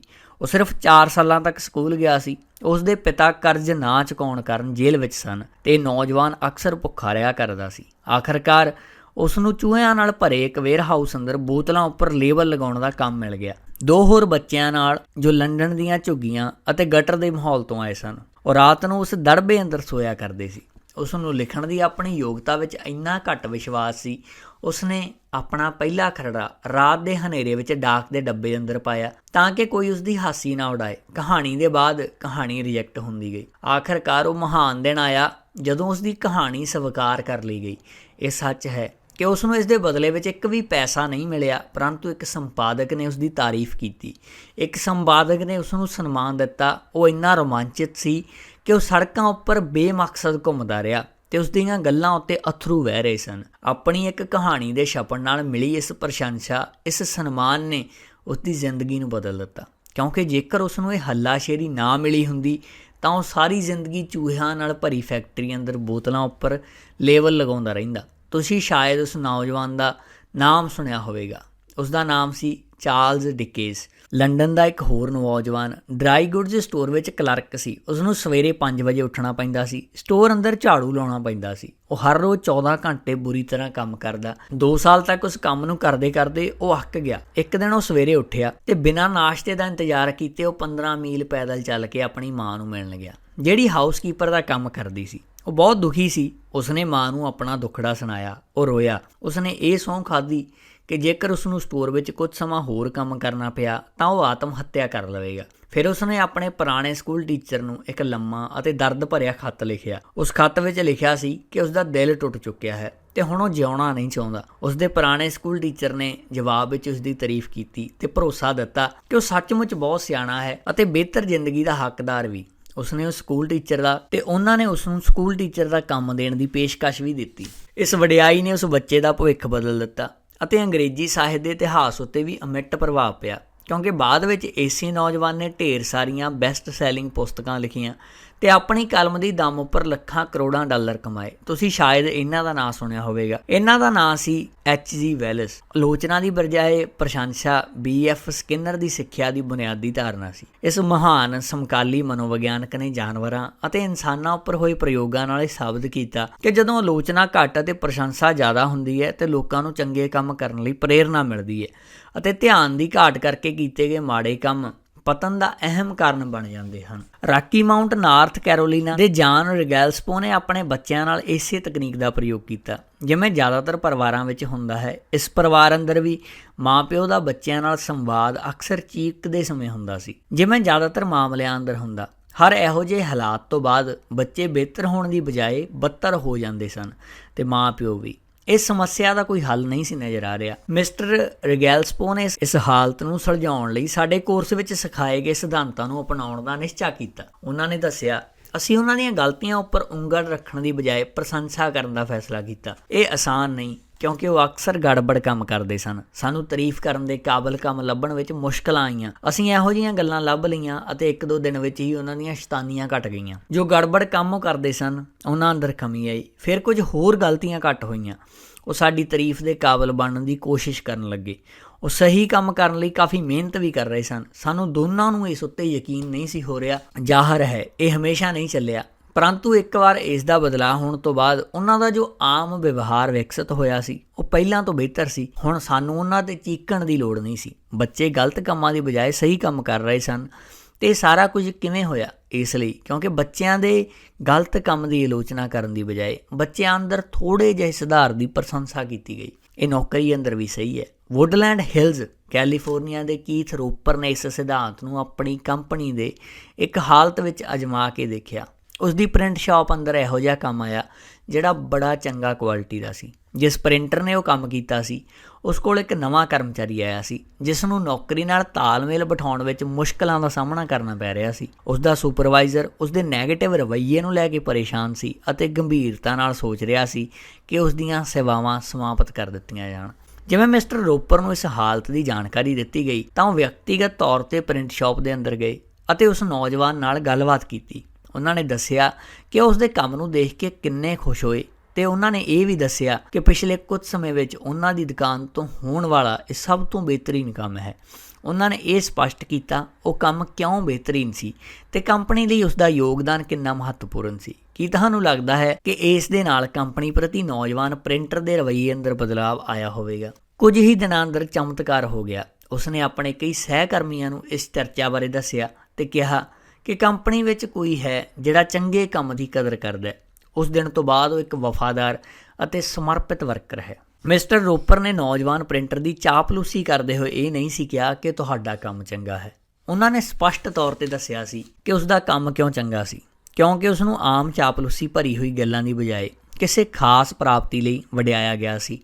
ਇਸ ਲਈ ਇਹ ਤਾਰੀਫ ਉਸ ਪ੍ਰਿੰਟਰ ਲਈ ਜ਼ਿਆਦਾ ਅਰਥਪੂਰਨ ਬਣ ਗਈ। ਹਰ ਵਿਅਕਤੀ ਤਾਰੀਫ ਪਸੰਦ ਕਰਦਾ ਹੈ, ਪਰੰਤੂ ਜਦੋਂ ਇਹ ਤਾਰੀਫ ਕਿਸੇ ਖਾਸ ਗੱਲ ਨੂੰ ਲੈ ਕੇ ਕੀਤੀ ਜਾਂਦੀ ਹੈ ਉਦੋਂ ਸਾਨੂੰ ਪਤਾ ਚੱਲਦਾ ਹੈ ਕਿ ਤਾਰੀਫ ਸੱਚੀ ਹੈ, ਕਿ ਸਾਹਮਣੇ ਵਾਲਾ ਵਿਅਕਤੀ ਸਾਨੂੰ ਮੂਰਖ ਨਹੀਂ ਬਣਾ ਰਿਹਾ ਜਾਂ ਸਿਰਫ ਖੁਸ਼ ਹੋਣ ਲਈ ਜਾਂ ਸਾਨੂੰ ਖੁਸ਼ ਕਰਨ ਦੇ ਲਈ ਇਹ ਗੱਲਾਂ ਨਹੀਂ ਕਰ ਰਿਹਾ। ਯਾਦ ਰੱਖੋ, ਅਸੀਂ ਆਪਣੀ ਪ੍ਰਸ਼ੰਸਾ ਅਤੇ ਸਵੈਮਾਨ ਦੇ ਭੁੱਖੇ ਹਾਂ। ਇਹਨਾਂ ਨੂੰ ਪ੍ਰਾਪਤ ਕਰਨ ਲਈ ਅਸੀਂ ਕੁਝ ਵੀ ਕਰ ਸਕਦੇ ਹਾਂ, ਪਰੰਤੂ ਸਾਡੇ ਵਿੱਚੋਂ ਕੋਈ ਵੀ ਝੂਠੀ ਤਾਰੀਫ ਪਸੰਦ ਨਹੀਂ ਕਰਦਾ, ਕੋਈ ਵੀ ਚਾਪਲੂਸੀ ਪਸੰਦ ਨਹੀਂ ਕਰਦਾ। ਮੈਨੂੰ ਇਹ ਗੱਲ ਦੁਹਰਾਉਣ ਦਿਓ, ਇਸ ਪੁਸਤਕ ਵਿੱਚ ਸਿਖਾਏ ਗਏ ਸਿਧਾਂਤ ਉਦੋਂ ਕੰਮ ਕਰਨਗੇ ਜਦੋਂ ਤੁਸੀਂ ਸੱਚੇ ਦਿਲ ਨਾਲ ਆਪਣੀ ਗੱਲ ਕਹੋ। ਮੈਂ ਤੁਹਾਨੂੰ ਚਲਾਕੀਆਂ ਦੀ ਕੋਈ ਪੁੜੀਆਂ ਨਹੀਂ ਦੇ ਰਿਹਾ, ਮੈਂ ਜੀਵਨ ਨੂੰ ਨਵੇਂ ਤਰੀਕੇ ਨਾਲ ਜਿਉਣ ਦੇ ਸਿਧਾਂਤ ਨੂੰ ਸਿਖਾ ਰਿਹਾ ਹਾਂ। ਕੀ ਤੁਸੀਂ ਲੋਕਾਂ ਨੂੰ ਬਦਲਣ ਬਾਰੇ ਸੋਚ ਰਹੇ ਹੋ? ਜੇਕਰ ਤੁਸੀਂ ਅਤੇ ਮੈਂ ਉਹਨਾਂ ਲੋਕਾਂ ਨੂੰ ਪ੍ਰੋਤਸਾਹਿਤ ਕਰੀਏ ਜਿਨ੍ਹਾਂ ਦੇ ਅਸੀਂ ਸੰਪਰਕ ਵਿੱਚ ਆਉਂਦੇ ਹਾਂ, ਤਾਂ ਅਸੀਂ ਜਾਣ ਜਾਵਾਂਗੇ ਕਿ ਉਹਨਾਂ ਅੰਦਰ ਕਿੰਨੀਆਂ ਸੰਭਾਵਨਾਵਾਂ ਹਨ, ਕਿੰਨੇ ਖਜ਼ਾਨੇ ਲੁਕੇ ਹੋਏ ਹਨ। ਅਸੀਂ ਇਹਨਾਂ ਨੂੰ ਬਦਲਣ ਤੋਂ ਜ਼ਿਆਦਾ ਕੁਝ ਕਰ ਸਕਦੇ ਹਾਂ। ਅਸੀਂ ਹਰਫ ਬਰ ਹਰਫ ਉਹਨਾਂ ਦੀਆਂ ਕਾਇਆ ਪਲਟ ਕਰ ਸਕਦੇ ਹਾਂ। ਅਤਕਥਨੀ ਤਾਂ ਵਿਲੀਅਮ ਜੇਮਸ ਦੇ ਸਿਆਣਪ ਭਰੇ ਸ਼ਬਦਾਂ ਨੂੰ ਸੁਣੋ, ਜਿਹੜੇ ਕਿ ਅਮਰੀਕਾ ਦੇ ਬਿਹਤਰੀਨ ਮਨੋਵਿਗਿਆਨੀਆਂ ਅਤੇ ਦਾਰਸ਼ਨਿਕਾਂ ਵਿੱਚੋਂ ਇੱਕ ਹਨ। ਅਸੀਂ ਜੋ ਹੋ ਸਕਦੇ ਹਾਂ ਉਸ ਦੇ ਮੁਕਾਬਲੇ ਸਿਰਫ ਅੱਧੇ ਜਾਗੇ ਹੋਏ ਹਾਂ। ਅਸੀਂ ਆਪਣੀਆਂ ਸਮਰੱਥਾਵਾਂ ਦਾ ਬਹੁਤ ਘੱਟ ਹਿੱਸਾ ਹਾਸਲ ਕਰ ਪਾਉਂਦੇ ਹਾਂ। ਅਸੀਂ ਆਪਣੀ ਸਰੀਰਕ ਅਤੇ ਮਾਨਸਿਕ ਯੋਗਤਾਵਾਂ ਦਾ ਬਹੁਤ ਥੋੜ੍ਹਾ ਹਿੱਸਾ ਇਸਤੇਮਾਲ ਕਰਦੇ ਹਾਂ। ਇਨਸਾਨ ਆਪਣੀਆਂ ਸੰਭਾਵਨਾਵਾਂ ਦਾ ਪੂਰਾ ਇਸਤੇਮਾਲ ਕਦੇ ਨਹੀਂ ਕਰ ਪਾਉਂਦਾ। ਉਹਨਾਂ ਕੋਲ ਬਹੁਤ ਇਹੋ ਜਿਹੀਆਂ ਸਮਰੱਥਾਵਾਂ ਜਾਂ ਸ਼ਕਤੀਆਂ ਹੁੰਦੀਆਂ ਹਨ ਜਿਨ੍ਹਾਂ ਦਾ ਉਪਯੋਗ ਕਰਨ 'ਚ ਆਮ ਕਰਕੇ ਅਸਫਲ ਰਹਿੰਦੇ ਹਾਂ। ਹਾਂ, ਤੁਸੀਂ ਜੋ ਇਸ ਪੁਸਤਕ ਵਿੱਚ ਲਿਖੀਆਂ ਇਹਨਾਂ ਸਤਰਾਂ ਨੂੰ ਪੜ੍ਹ ਰਹੇ ਹੋ ਤਾਂ ਤੁਹਾਡੇ ਅੰਦਰ ਇਹੋ ਜਿਹੀਆਂ ਸ਼ਕਤੀਆਂ ਅਤੇ ਸਮਰੱਥਾਵਾਂ ਹਨ ਜਿਨ੍ਹਾਂ ਦਾ ਉਪਯੋਗ ਕਰਨ ਵਿੱਚ ਤੁਸੀਂ ਆਮ ਤੌਰ 'ਤੇ ਅਸਫਲ ਰਹਿੰਦੇ ਹੋ, ਅਤੇ ਜਿਨ੍ਹਾਂ ਸ਼ਕਤੀਆਂ ਦਾ ਤੁਸੀਂ ਪੂਰੀ ਤਰ੍ਹਾਂ ਉਪਯੋਗ ਨਹੀਂ ਕਰ ਰਹੇ ਉਹਨਾਂ ਵਿੱਚੋਂ ਇੱਕ ਹੈ ਲੋਕਾਂ ਦੀ ਤਾਰੀਫ ਕਰਨ ਦੀ ਅਤੇ ਉਹਨਾਂ ਨੂੰ ਪ੍ਰੇਰਿਤ ਕਰਨ ਦੀ ਜਾਦੂਈ ਸਮਰੱਥਾ, ਜਿਸ ਨਾਲ ਉਹਨਾਂ ਅੰਦਰ ਲੁਕੀਆਂ ਹੋਈਆਂ ਸੰਭਾਵਨਾਵਾਂ ਨੂੰ ਪ੍ਰਗਟ ਕੀਤਾ ਜਾ ਸਕੇ। ਯੋਗਤਾਵਾਂ ਆਲੋਚਨਾ ਦੇ ਪਾਲੇ ਨਾਲ ਕਮਲਾ ਜਾਂਦੀਆਂ ਹਨ, ਪਰੰਤੂ ਹੱਲਾਸ਼ੇਰੀ ਦੀ ਖੁਰਾਕ ਨਾਲ ਉਹ ਮੌਲਣ ਲੱਗਦੀਆਂ ਹਨ। ਲੋਕਾਂ ਦਾ ਵੱਧ ਪ੍ਰਭਾਵੀ ਲੀਡਰ ਬਣਨ ਲਈ ਤੁਹਾਨੂੰ ਇਹ ਕਰਨਾ ਚਾਹੀਦਾ ਹੈ। ਸਿਧਾਂਤ 6ਵਾਂ, ਥੋੜ੍ਹੇ ਜਿਹੇ ਸੁਧਾਰ ਦੀ ਤਾਰੀਫ ਕਰੋ ਅਤੇ ਹਰ ਸੁਧਾਰ ਉੱਤੇ ਤਾਰੀਫ ਕਰੋ। ਦਿਲ ਖੋਲ੍ਹ ਕੇ ਪ੍ਰਸ਼ੰਸਾ ਕਰੋ ਅਤੇ ਖੁੱਲ੍ਹ ਦਿਲੀ ਨਾਲ ਸਰਾਹਨਾ ਕਰੋ। ਅਗਲਾ ਚੈਪਟਰ, ਮਾੜੇ ਨੂੰ ਇੱਕ ਚੰਗਾ ਨਾਮ ਦੇ ਦਿਓ। ਜੇਕਰ ਕੋਈ ਚੰਗਾ ਕਰਮਚਾਰੀ ਕੰਮ ਵਿੱਚ ਲਾਪਰਵਾਹੀ ਕਰਨ ਲੱਗੇ ਜਾਂ ਖਰਾਬ ਕੰਮ ਕਰਨ ਲੱਗੇ ਤਾਂ ਤੁਸੀਂ ਕੀ ਕਰੋਗੇ? ਤੁਸੀਂ ਉਸ ਨੂੰ ਨੌਕਰੀ ਤੋਂ ਕੱਢ ਸਕਦੇ ਹੋ, ਪਰੰਤੂ ਇਸ ਨਾਲ ਸਮੱਸਿਆ ਹੱਲ ਨਹੀਂ ਹੋਵੇਗੀ। ਤੁਸੀਂ ਉਸ ਦੀ ਆਲੋਚਨਾ ਕਰ ਸਕਦੇ ਹੋ, ਪਰੰਤੂ ਇਸ ਨਾਲ ਉਸ ਦਾ ਮਨ ਖੱਟਾ ਹੋ ਜਾਵੇਗਾ। ਹੈਨਰੀ ਹੈਂਕੇ ਲਾਵੇਲ ਇੰਡੀਆਨਾ ਅੰਦਰ ਇੱਕ ਵੱਡੀ ਟਰੱਕ ਡੀਲਰਸ਼ਿਪ ਵਿੱਚ ਸਰਵਿਸ ਮੈਨੇਜਰ ਸੀ। ਉਹ ਆਪਣੇ ਇੱਕ ਮਕੈਨਿਕ ਬਿੱਲ ਤੋਂ ਕਾਫੀ ਪਰੇਸ਼ਾਨ ਸੀ, ਜਿਸ ਦਾ ਕੰਮ ਇੰਨਾ ਦਿਨੀ ਤਸੱਲੀ ਬਖਸ਼ ਨਹੀਂ ਸੀ। ਮਿਸਟਰ ਹੈਂਕੇ ਨੇ ਉਸ ਨੂੰ ਆਪਣੇ ਆਫਿਸ ਵਿੱਚ ਬੁਲਾਇਆ ਅਤੇ ਉਸ ਨਾਲ ਖੁੱਲ੍ਹ ਕੇ ਗੱਲਬਾਤ ਕੀਤੀ। ਬਿੱਲ, ਤੂੰ ਇੱਕ ਚੰਗਾ ਮਕੈਨਿਕ ਹੈ, ਤੂੰ ਕਈ ਸਾਲਾਂ ਤੋਂ ਇੱਥੇ ਕੰਮ ਕਰ ਰਿਹਾ, ਤੂੰ ਗਾਹਕਾਂ ਦੀਆਂ ਬਹੁਤੀਆਂ ਗੱਡੀਆਂ ਦੀ ਚੰਗੀ ਰਿਪੇਅਰ ਵੀ ਕੀਤੀ ਹੈ, ਤੇਰਾ ਕੰਮ ਇੰਨਾ ਵਧੀਆ ਕਿ ਗਾਹਕ ਤੇਰੀ ਤਾਰੀਫ ਕਰ ਚੁੱਕੇ ਨੇ, ਪਰੰਤੂ ਪਿਛਲੇ ਕੁਝ ਦਿਨਾਂ ਤੋਂ ਤੂੰ ਆਪਣੇ ਕੰਮ ਨੂੰ ਕਰਨ ਅੰਦਰ ਜ਼ਿਆਦਾ ਸਮਾਂ ਲੈ ਰਿਹਾ ਅਤੇ ਤੇਰਾ ਕੰਮ ਪਹਿਲਾਂ ਜਿੰਨਾ ਵਧੀਆ ਨਹੀਂ ਹੋ ਰਿਹਾ। ਕਿਉਂਕਿ ਤੂੰ ਇੰਨਾ ਵਧੀਆ ਮਕੈਨਿਕ ਹੈ, ਇਸ ਲਈ ਮੈਂ ਤੈਨੂੰ ਇਹ ਦੱਸਣਾ ਚਾਹੁੰਦਾ ਕਿ ਮੈਂ ਇਸ ਹਾਲਾਤ ਨਾਲ ਖੁਸ਼ ਨਹੀਂ ਹਾਂ ਅਤੇ ਸ਼ਾਇਦ ਅਸੀਂ ਲੋਕ ਮਿਲ ਕੇ ਇਸ ਸਮੱਸਿਆ ਦਾ ਹੱਲ ਲੱਭ ਸਕਦੇ ਹਾਂ। ਬਿੱਲ ਨੇ ਜਵਾਬ ਦਿੱਤਾ ਕਿ ਉਸ ਨੂੰ ਇਹ ਪਤਾ ਨਹੀਂ ਸੀ ਕਿ ਉਹ ਪਹਿਲਾਂ ਜਿੰਨਾ ਵਧੀਆ ਕੰਮ ਨਹੀਂ ਕਰ ਰਿਹਾ। ਉਸਨੇ ਆਪਣੇ ਬੌਸ ਨੂੰ ਭਰੋਸਾ ਦਿੱਤਾ ਕਿ ਉਹ ਹੁਣ ਵੀ ਓਨਾ ਹੀ ਵਧੀਆ ਕੰਮ ਕਰ ਸਕਦਾ ਹੈ ਅਤੇ ਉਹ ਭਵਿੱਖ ਵਿੱਚ ਸੁਧਾਰ ਕਰਨ ਦੀ ਕੋਸ਼ਿਸ਼ ਕਰੇਗਾ। ਕੀ ਉਸਨੇ ਇਸ ਤਰ੍ਹਾਂ ਕੀਤਾ? ਤੁਸੀਂ ਬਿਲਕੁਲ ਮੰਨ ਸਕਦੇ ਹੋ ਕਿ ਉਸਨੇ ਇਸੇ ਤਰ੍ਹਾਂ ਕੀਤਾ। ਉਹ ਇੱਕ ਵਾਰ ਫਿਰ ਤੋਂ ਸਥਿਰ ਅਤੇ ਉੱਤਮ ਮਕੈਨਿਕ ਬਣ ਗਿਆ। ਮਿਸਟਰ ਹੈਂਕੇ ਨੇ ਅਤੀਤ ਅਤੇ ਉਸਦੇ ਕੰਮ ਦੀ ਉਸਦੇ ਸਾਹਮਣੇ ਜਿਹੜੀ ਅਕਸ਼ ਬਣਾ ਦਿੱਤੀ ਸੀ। ਬਿੱਲ ਨੂੰ ਉਸ ਅਕਸ਼ ਉੱਤੇ ਖਰਾ ਉਤਰਨਾ ਪੈਣਾ ਸੀ। ਬਾਲਵਿਨ ਲੋਕੋਮੋਟਿਵ ਵਰਕਸ ਦੇ ਪ੍ਰੈਜ਼ੀਡੈਂਟ ਸਿਮੋਲੀਅਨ ਨੇ ਕਿਹਾ ਸੀ ਕਿ ਆਮ ਆਦਮੀ ਨੂੰ ਆਸਾਨੀ ਨਾਲ ਪ੍ਰੇਰਿਤ ਕੀਤਾ ਜਾ ਸਕਦਾ ਹੈ ਜੇਕਰ ਉਹ ਤੁਹਾਡਾ ਸਨਮਾਨ ਕਰਦਾ ਹੋਵੇ ਅਤੇ ਜੇਕਰ ਤੁਸੀਂ ਉਸ ਨੂੰ ਇਹ ਦੱਸੋ ਕਿ ਉਸ ਦੀ ਕਿਸੇ ਖਾਸ ਯੋਗਤਾ ਲਈ ਉਸ ਦਾ ਸਨਮਾਨ ਕਰ ਰਹੇ ਹੋ। ਸੰਖੇਪ ਵਿੱਚ, ਜੇਕਰ ਤੁਸੀਂ ਕਿਸੇ ਵਿਅਕਤੀ ਦੀ ਕਿਸੇ ਗੱਲ ਨੂੰ ਸੁਧਾਰਨਾ ਚਾਹੁੰਦੇ ਹੋ ਤਾਂ ਇਸ ਤਰ੍ਹਾਂ ਵਿਖਾਓ ਕਿ ਜਿਵੇਂ ਉਹ ਉਸ ਦਾ ਸਭ ਤੋਂ ਵਧੀਆ ਗੁਣ ਹੋਵੇ। ਸ਼ੇਕਸਪੀਅਰ ਨੇ ਕਿਹਾ ਸੀ, ਜੇਕਰ ਤੁਹਾਡੇ ਅੰਦਰ ਕੋਈ ਗੁਣ ਨਹੀਂ ਹੈ ਤਾਂ ਇਹੋ ਜਿਹਾ ਵਿਵਹਾਰ ਕਰੋ ਜਿਵੇਂ ਉਹ ਗੁਣ ਤੁਹਾਡੇ ਅੰਦਰ ਪਹਿਲਾਂ ਤੋਂ ਮੌਜੂਦ ਹੈ, ਅਤੇ ਲੋਕਾਂ ਨੂੰ ਤੁਸੀਂ ਸਾਫ਼-ਸਾਫ਼ ਦੱਸ ਦਿਓ ਕਿ ਤੁਸੀਂ ਸਾਹਮਣੇ ਵਾਲੇ ਵਿਅਕਤੀ ਅੰਦਰ ਜਿਹੜਾ ਵੀ ਗੁਣ ਦੇਖਣਾ ਚਾਹੁੰਦੇ ਹੋ ਉਹ ਉਹਨਾਂ ਅੰਦਰ ਪਹਿਲਾਂ ਤੋਂ ਹਨ। ਉਹਨਾਂ ਦਾ ਵਧੀਆ ਅਕਸ਼ ਬਣਾ ਦਿਓ ਅਤੇ ਉਹ ਉਸ ਅਕਸ਼ ਨੂੰ ਸਹੀ ਸਾਬਤ ਕਰਕੇ ਦਿਖਾਉਣ ਲਈ ਬਹੁਤ ਜ਼ਿਆਦਾ ਕੋਸ਼ਿਸ਼ ਕਰਨਗੇ। ਜਾਰਜਟ ਲੈਬਲਾਂਕ ਨੇ ਆਪਣੀ ਪੁਸਤਕ ਸੋਵਨੀਅਰਜ਼ ਮਾਈ ਲਾਈਫ ਵਿੱਚ ਦੱਸਿਆ ਕਿ ਉਹਨਾਂ ਨੇ ਕਿਵੇਂ ਇੱਕ ਬੈਲਜੀਅਨ ਸਿੰਡਰੇਲਾ ਦੀ ਅਦਭੁਤ ਕਾਇਆ ਪਲਟ ਕੀਤੀ। ਗੁਆਂਢੀ ਹੋਟਲ ਤੋਂ ਇੱਕ ਨੌਕਰਾਣੀ ਮੇਰਾ ਖਾਣਾ ਲਿਆਉਂਦੀ ਸੀ। ਉਹ ਲਿਖਦੀ ਹੈ ਕਿ ਉਸ ਨੂੰ ਮੈਰੀ ਦਾ ਡਿਸ਼ਵਾਸ਼ਰ ਕਿਹਾ ਜਾਂਦਾ ਸੀ ਕਿਉਂਕਿ ਉਸਨੇ ਆਪਣਾ ਕਰੀਅਰ ਬਤੌਰ ਬਰਤਨ ਮਾਂਜਣ ਵਾਲੀ ਦੀ ਅਸਿਸਟੈਂਟ ਨਾਲ ਸ਼ੁਰੂ ਕੀਤਾ। ਉਹ ਬਦਸੂਰਤ ਜਿਹੀ ਦਿਖਦੀ ਸੀ, ਜਿਸ ਦੀਆਂ ਅੱਖਾਂ ਥੋੜ੍ਹੀਆਂ ਜਿਹੀਆਂ ਭੈਂਗੀਆਂ ਸਨ ਅਤੇ ਜਿਸ ਦੇ ਪੈਰ ਸਲਾਂਖ ਵਾਂਗ ਪਤਲੇ ਸਨ। ਉਸ ਦਾ ਸਰੀਰ ਦੁਬਲਾ ਸੀ ਅਤੇ ਉਸ ਦੇ ਅੰਦਰ ਆਤਮ ਵਿਸ਼ਵਾਸ ਘੱਟ ਸੀ। ਇੱਕ ਦਿਨ ਜਦੋਂ ਉਹ ਆਪਣੇ ਲਾਲ ਹੱਥਾਂ ਵਿੱਚ ਮੇਰੇ ਲਈ ਮੈਕਰੋਨੀ ਦੀ ਪਲੇਟ ਲਈ ਖੜ੍ਹੀ ਹੋਈ ਤਾਂ ਮੈਂ ਉਸ ਕੋਲੋਂ ਬਿਨਾਂ ਭੂਮਿਕਾ ਬਣਾਏ ਇਹ ਕਿਹਾ, ਮੈਰੀ, ਤੂੰ ਨਹੀਂ ਜਾਣਦੀ ਕਿ ਤੇਰੇ ਅੰਦਰ ਕਿੰਨੇ ਬਹੁਮੁੱਲੇ ਖਜ਼ਾਨੇ ਲੁਕੇ ਹਨ। ਮੈਰੀ ਨੂੰ ਆਪਣੀਆਂ ਭਾਵਨਾਵਾਂ ਨੂੰ ਲੁਕਾ ਕੇ ਰੱਖਣ ਦੀ ਆਦਤ ਸੀ, ਇਸ ਲਈ ਉਹ ਕੁਝ ਸਮਾਂ ਠਹਿਰੀ। ਉਸਨੇ ਛਿੱਕੇ ਅਣਹੋਣੀ ਦੇ ਡਰ ਕਾਰਨ ਕੋਈ ਪ੍ਰਤੀਕਿਰਿਆ ਨਹੀਂ ਕੀਤੀ। ਉਸਨੇ ਡਿਸ਼ ਨੂੰ ਮੇਜ਼ ਉੱਤੇ ਰੱਖਿਆ, ਫਿਰ ਬੜੇ ਭੋਲੇਪਨ ਨਾਲ ਕਿਹਾ, ਮੈਡਮ, ਇਸ ਗੱਲ ਉੱਤੇ ਵਿਸ਼ਵਾਸ ਨਹੀਂ ਹੁੰਦਾ। ਉਸ ਨੂੰ ਇਸ ਬਾਰੇ ਕੋਈ ਸੰਦੇਹ ਨਹੀਂ ਸੀ। ਉਸਨੇ ਇੱਕ ਵੀ ਸਵਾਲ ਨਹੀਂ ਪੁੱਛਿਆ। ਉਹ ਕਿਚਨ ਤੱਕ ਗਈ। ਉਸਨੇ ਮੇਰੀ ਕਹੀ ਹੋਈ ਗੱਲ ਨੂੰ ਦੁਹਰਾਇਆ। ਉਸ ਦੀ ਆਸਥਾ ਵਿੱਚ ਇੰਨੀ ਸ਼ਕਤੀ ਸੀ ਕਿ ਕਿਸੇ ਨੇ ਵੀ ਉਸ ਦਾ ਮਖੌਲ ਨਹੀਂ ਉਡਾਇਆ। ਉਸ ਦਿਨ ਤੋਂ ਬਾਅਦ ਲੋਕ ਉਸ ਦੇ ਪ੍ਰਤੀ ਵਿਸ਼ੇਸ਼ ਵਿਵਹਾਰ ਕਰਨ ਲੱਗ ਪਏ, ਪਰੰਤੂ ਸਭ ਤੋਂ ਅਜੀਬ ਬਦਲਾਅ ਮੈਰੀ ਅੰਦਰ ਹੋਇਆ ਸੀ ਕਿਉਂਕਿ ਉਸ ਨੂੰ ਇਹ ਯਕੀਨ ਹੋ ਚੁੱਕਿਆ ਸੀ ਕਿ ਉਸ ਦੇ ਅੰਦਰ ਕਈ ਚਮਤਕਾਰ ਛੁਪੇ ਹਨ। ਇਸ ਲਈ ਉਹ ਆਪਣੇ ਚਿਹਰੇ ਅਤੇ ਸਰੀਰ ਦਾ ਖਾਸ ਧਿਆਨ ਰੱਖਣ ਲੱਗੀ। ਇਸੇ ਵਜ੍ਹਾ ਨਾਲ ਉਸ ਦੀ ਸੁੱਤੀ ਹੋਈ ਜਵਾਨੀ ਖਿੜ ਉੱਠੀ ਅਤੇ ਉਸ ਦੀ ਬਦਸੂਰਤੀ ਗਾਇਬ ਹੋ ਗਈ। 2 ਮਹੀਨਿਆਂ ਬਾਅਦ ਉਸਨੇ ਐਲਾਨਿਆ ਕਿ ਉਹ ਸ਼ੈਫ ਦੇ ਭਤੀਜੇ ਨਾਲ ਵਿਆਹ ਕਰ ਰਹੀ ਹੈ। ਮੈਂ ਇੱਕ ਲੇਡੀ ਬਣਨ ਜਾ ਰਹੀ ਹਾਂ, ਉਸਨੇ ਕਿਹਾ ਅਤੇ ਮੈਨੂੰ ਧੰਨਵਾਦ ਦਿੱਤਾ। ਇੱਕ ਛੋਟੇ ਜਿਹੇ ਵਾਕ ਨੇ ਉਸਦਾ ਸਾਰਾ ਜੀਵਨ ਬਦਲ ਦਿੱਤਾ। ਜਾਰਜਟ ਲੈਬਲਾਂਕ ਨੇ ਮੇਰੀ ਦਾ ਡਿਸ਼ਵਾਸ਼ਰ ਨੂੰ ਇੱਕ ਅਕਸ਼ ਦਿੱਤਾ ਸੀ ਜਿਸ ਦੇ ਹਿਸਾਬ ਨਾਲ ਉਹ ਵਿਵਹਾਰ ਕਰ ਸਕੇ, ਅਤੇ ਇਸੇ ਅਕਸ਼ ਨੇ ਉਸਦੀ ਕਾਇਆ ਪਲਟ ਕਰ ਦਿੱਤੀ। ਬਿੱਲ ਪਾਰਕਰ ਡੇਟੋਨਾ ਬੀਚ, ਫਲੋਰੀਡਾ ਅੰਦਰ ਫੂਡ ਕੰਪਨੀ ਦੇ ਸੇਲਜ਼ ਰੈਪ ਸਨ। ਉਹ ਆਪਣੀ ਕੰਪਨੀ ਵੱਲੋਂ ਲਾਏ ਜਾ ਰਹੇ ਨਵੇਂ ਉਤਪਾਦਾਂ ਨੂੰ ਲੈ ਕੇ ਬਹੁਤ ਰੋਮਾਂਚਿਤ ਸਨ। ਉਹਨਾਂ ਨੂੰ ਇਹ ਜਾਣ ਕੇ ਬੜਾ ਦੁੱਖ ਹੋਇਆ ਕਿ ਇੱਕ ਵੱਡੇ ਫੂਡ ਮਾਰਕੀਟ ਦੇ ਮੈਨੇਜਰ ਨੇ ਇਹਨਾਂ ਪ੍ਰੋਡਕਟਸ ਨੂੰ ਆਪਣੇ ਸਟੋਰ ਵਿੱਚ ਰੱਖਣ ਤੋਂ ਇਨਕਾਰ ਕਰ ਦਿੱਤਾ। ਬਿੱਲ ਪੂਰੇ ਦਿਨ ਇਸ ਇਨਕਾਰ ਬਾਰੇ ਸੋਚਦਾ ਰਿਹਾ ਅਤੇ ਉਸੇ ਸ਼ਾਮ ਨੂੰ ਘਰ ਜਾਣ ਤੋਂ ਪਹਿਲਾਂ ਉਸਨੇ ਦੁਬਾਰਾ ਸਟੋਰ ਜਾ ਕੇ ਕੋਸ਼ਿਸ਼ ਕਰਨ ਦਾ ਫੈਸਲਾ ਕੀਤਾ। ਜੈਕ, ਉਸਨੇ ਕਿਹਾ, ਜਦੋਂ ਮੈਂ ਸਵੇਰੇ ਗਿਆ ਸੀ ਤਾਂ ਮੈਂ ਮਹਿਸੂਸ ਕੀਤਾ ਕਿ ਮੈਂ ਤੁਹਾਨੂੰ ਸਾਡੇ ਨਵੇਂ ਪ੍ਰੋਡਕਟ ਬਾਰੇ ਪੂਰੀ ਜਾਣਕਾਰੀ ਨਹੀਂ ਦੇ ਸਕਿਆ। ਮੈਂ ਤੁਹਾਡਾ ਕੁਝ ਸਮਾਂ ਹੋਰ ਲੈਣਾ ਚਾਹੁੰਦਾ ਤਾਂ ਕਿ ਤੁਹਾਨੂੰ ਉਹ ਜਾਣਕਾਰੀਆਂ ਦੇ ਸਕਾਂ ਜਿਹੜੀਆਂ ਪਹਿਲਾਂ ਤੋਂ ਮੇਰੇ ਕੋਲੋਂ ਰਹਿ ਗਈਆਂ ਸਨ। ਮੈਂ ਹਮੇਸ਼ਾ ਇਸ ਤੱਥ ਦਾ ਸਨਮਾਨ ਕੀਤਾ ਕਿ ਤੁਸੀਂ ਹਮੇਸ਼ਾ ਸੁਣਨ ਦੇ ਚਾਹਵਾਨ ਰਹਿੰਦੇ ਹੋ ਅਤੇ ਜੇਕਰ ਤੁਸੀਂ ਇਹਨਾਂ ਤੱਥਾਂ ਨਾਲ ਸਹਿਮਤ ਹੋ ਜਾਂਦੇ ਹੋ ਤਾਂ ਆਪਣਾ ਫੈਸਲਾ ਬਦਲਣ ਲਈ ਵੀ ਤਿਆਰ ਰਹਿੰਦੇ ਹੋ। ਕੀ ਜੈਕ ਇਸ ਤੋਂ ਬਾਅਦ ਸੁਣਨ ਲਈ ਇਨਕਾਰ ਕਰ ਸਕਦਾ ਸੀ? ਬਿਲਕੁਲ ਨਹੀਂ, ਕਿਉਂਕਿ ਉਸ ਨੂੰ ਆਪਣੀ ਇਮੇਜ ਉੱਤੇ ਖਰਾ ਜੋ ਉਤਰਨਾ ਸੀ। ਇੱਕ ਸਵੇਰ ਦੀ ਗੱਲ ਹੈ, ਡਬਲਿਨ ਆਇਰਲੈਂਡ ਦੇ ਇੱਕ ਦੰਦ ਚਿਕਿਤਸਕ ਡਾਕਟਰ ਮਾਰਟਿਨ ਹੈਰਾਨ ਰਹਿ ਗਏ। ਉਹਨਾਂ ਦੇ ਇੱਕ ਮਰੀਜ਼ ਨੇ ਦੱਸਿਆ ਕਿ ਜਿਸ ਧਾਤੂ ਦੇ ਕੱਪ ਹੋਲਡਰ ਤੋਂ ਉਹ ਆਪਣਾ ਮੂੰਹ ਸਾਫ਼ ਕਰ ਰਹੇ ਸਨ ਉਹ ਗੰਦਾ ਸੀ। ਸੱਚ ਤਾਂ ਇਹ ਸੀ ਕਿ ਮਰੀਜ਼ ਪੇਪਰ ਕੱਪ ਤੋਂ ਹੀ ਪੀ ਰਿਹਾ ਸੀ, ਹੋਲਡਰ ਤੋਂ ਨਹੀਂ, ਪਰੰਤੂ ਨਿਸ਼ਚਿਤ ਤੌਰ 'ਤੇ ਪ੍ਰੋਫੈਸ਼ਨਲ ਨਹੀਂ ਸੀ ਕਿ ਗੰਦੇ ਹੋਲਡਰ ਦਾ ਪ੍ਰਯੋਗ ਕੀਤਾ ਜਾਏ। ਜਦੋਂ ਮਰੀਜ਼ ਚਲਿਆ ਗਿਆ ਤਾਂ ਡਾਕਟਰ ਨੇ ਆਪਣੇ ਪ੍ਰਾਈਵੇਟ ਆਫਿਸ ਵਿੱਚ ਜਾ ਕੇ ਸਫਾਈ ਕਰਨ ਵਾਲੀ ਮਹਿਲਾ ਬ੍ਰਿਜਟ ਨੂੰ ਇੱਕ ਨੋਟ ਲਿਖਿਆ। ਬ੍ਰਿਜਟ ਉਸਦੇ ਆਫਿਸ ਦੀ ਸਫਾਈ ਲਈ ਹਫ਼ਤੇ ਅੰਦਰ 2 ਵਾਰ ਆਉਂਦੀ ਸੀ। ਉਸਨੇ ਲਿਖਿਆ, ਡੀਅਰ ਬ੍ਰਿਜਟ, ਮੈਂ ਤੁਹਾਡੇ ਨਾਲ ਬਹੁਤ ਘੱਟ ਮਿਲ ਪਾਉਂਦਾ ਹਾਂ। ਮੈਂ ਸੋਚਿਆ ਕਿ ਮੈਂ ਆਪਣੀ ਸਫਾਈ ਦੇ ਇੰਨੇ ਵਧੀਆ ਕੰਮ ਲਈ ਤੁਹਾਨੂੰ ਧੰਨਵਾਦ ਦੇਣ ਦਾ ਸਮਾਂ ਕੱਢਾਂ। ਉਸ ਤਰ੍ਹਾਂ ਮੈਨੂੰ ਲੱਗਦਾ ਕਿ ਹਫ਼ਤੇ ਵਿੱਚ 2 ਘੰਟੇ ਦਾ ਸਮਾਂ ਸਫਾਈ ਲਈ ਬਹੁਤ ਘੱਟ ਹੁੰਦਾ। ਜੇਕਰ ਤੁਹਾਨੂੰ ਇਸ ਤਰ੍ਹਾਂ ਮਹਿਸੂਸ ਹੁੰਦਾ ਤਾਂ ਤੁਸੀਂ ਕਦੇ-ਕਦੇ ਸਫਾਈ ਕਰਨ ਵਾਲੀਆਂ ਚੀਜ਼ਾਂ ਜਿਵੇਂ ਕੱਪ ਹੋਲਡਰ ਆਦਿ ਨੂੰ ਚਮਕਾਉਣ ਲਈ ਵੱਧ ਸਮੇਂ ਦੀ ਲੋੜ ਹੈ ਤਾਂ ਕਿਰਪਾ ਕਰਕੇ ਅੱਧਾ ਘੰਟਾ ਜ਼ਿਆਦਾ ਕੰਮ ਕਰਨ ਦੀ ਤਕਲੀਫ ਕਰਿਆ ਕਰੋ। ਜ਼ਾਹਿਰ ਹੈ ਮੈਂ ਤੁਹਾਨੂੰ ਇਸ ਉਪਰਾਲੇ ਕੰਮ ਦਾ ਵੱਧ ਭੁਗਤਾਨ ਵੀ ਕਰਾਂਗਾ। ਡਾਕਟਰ ਦੱਸਦੇ ਹਨ, ਜਦੋਂ ਮੈਂ ਅਗਲੇ ਦਿਨ ਆਫਿਸ ਅੰਦਰ ਵੜਿਆ ਤਾਂ ਮੇਰੀ ਮੇਜ਼ ਸ਼ੀਸ਼ੇ ਵਾਂਗ ਚਮਕ ਰਹੀ ਸੀ ਅਤੇ ਮੇਰੀ ਕੁਰਸੀ ਵੀ ਲਿਸ਼ਕ ਰਹੀ ਸੀ ਅਤੇ ਮੈਂ ਦੇਖਿਆ ਕਿ ਕੱਪ ਹੋਲਡਰ ਚਮਕ ਰਿਹਾ ਸੀ। ਮੈਂ ਹੁਣ ਤੱਕ ਜਿੰਨੇ ਵੀ ਕੱਪ ਹੋਲਡਰ ਦੇਖੇ ਸਨ ਇਹ ਉਹਨਾਂ ਸਾਰਿਆਂ ਤੋਂ ਚਮਕਦਾ ਹੋਇਆ ਅਤੇ ਸਾਫ਼ ਕੱਪ ਸੀ। ਮੈਂ ਸਫਾਈ ਕਰਨ ਵਾਲੀ ਦੇ ਸਾਹਮਣੇ ਉਸਦੀ ਇੱਕ ਇਮੇਜ ਬਣਾ ਦਿੱਤੀ ਅਤੇ ਛੋਟੇ ਜਿਹੇ ਯਤਨ ਦੀ ਵਜ੍ਹਾ ਨਾਲ ਉਸਨੇ ਆਪਣਾ ਬਿਹਤਰੀਨ ਪ੍ਰਦਰਸ਼ਨ ਕੀਤਾ। ਉਸਨੇ ਇਸ ਕੰਮ ਵਿੱਚ ਕਿੰਨਾ ਵੱਧ ਸਮਾਂ ਲਾਇਆ ਤੁਸੀਂ ਠੀਕ ਸੋਚ ਰਹੇ ਹੋ? ਬਿਲਕੁਲ ਵੀ ਨਹੀਂ। ਇੱਕ ਪੁਰਾਣਾ ਅਖਾਣ ਹੈ, ਕਿਸੇ ਕੁੱਤੇ ਨੂੰ ਮਾੜਾ ਨਾ ਦਿਓ ਅਤੇ ਉਹ ਇੰਨਾ ਭੈੜਾ ਵਰਤਾਵਾ ਕਰੇਗਾ ਕਿ ਤੁਸੀਂ ਉਸਨੂੰ ਜਾਨ ਤੋਂ ਹੀ ਮਾਰ ਦੇਣਾ ਚਾਹੋਗੇ, ਪਰੰਤੂ ਜੇਕਰ ਤੁਸੀਂ ਉਸਨੂੰ ਚੰਗਾ ਨਾਮ ਦਿਓਗੇ ਤਾਂ ਫਿਰ ਦੇਖਿਓ ਕੀ ਕੁਝ ਨਹੀਂ ਕਰ ਸਕਦਾ। ਮਿਸਟਰ ਰੂਥ ਨਿਊਯਾਰਕ ਅੰਦਰ 4th ਕਲਾਸ ਦੀ ਸਕੂਲ ਟੀਚਰ ਸੀ। ਸਕੂਲ ਅੰਦਰ ਪਹਿਲੇ ਹੀ ਦਿਨ ਉਸਨੇ ਆਪਣੀ ਕਲਾਸ ਦੇ ਹਾਜ਼ਰੀ ਰਜਿਸਟਰ ਨੂੰ ਦੇਖਿਆ ਅਤੇ ਨਵੇਂ ਸੈਸ਼ਨ ਨੂੰ ਸ਼ੁਰੂ ਕਰਨ ਦਾ ਉਹਨਾਂ ਦਾ ਉਤਸ਼ਾਹ ਅਤੇ ਚਾਅ ਠੰਡਾ ਪੈ ਗਿਆ। ਇਸ ਸਾਲ ਉਹਨਾਂ ਦੀ ਕਲਾਸ ਵਿੱਚ ਟੌਮੀ ਟੀ ਆ ਗਿਆ, ਜਿਹੜਾ ਸਕੂਲ ਦਾ ਸਭ ਤੋਂ ਬਦਮਾਸ਼ ਚੰਦਰਾ ਬੱਚਾ ਸੀ।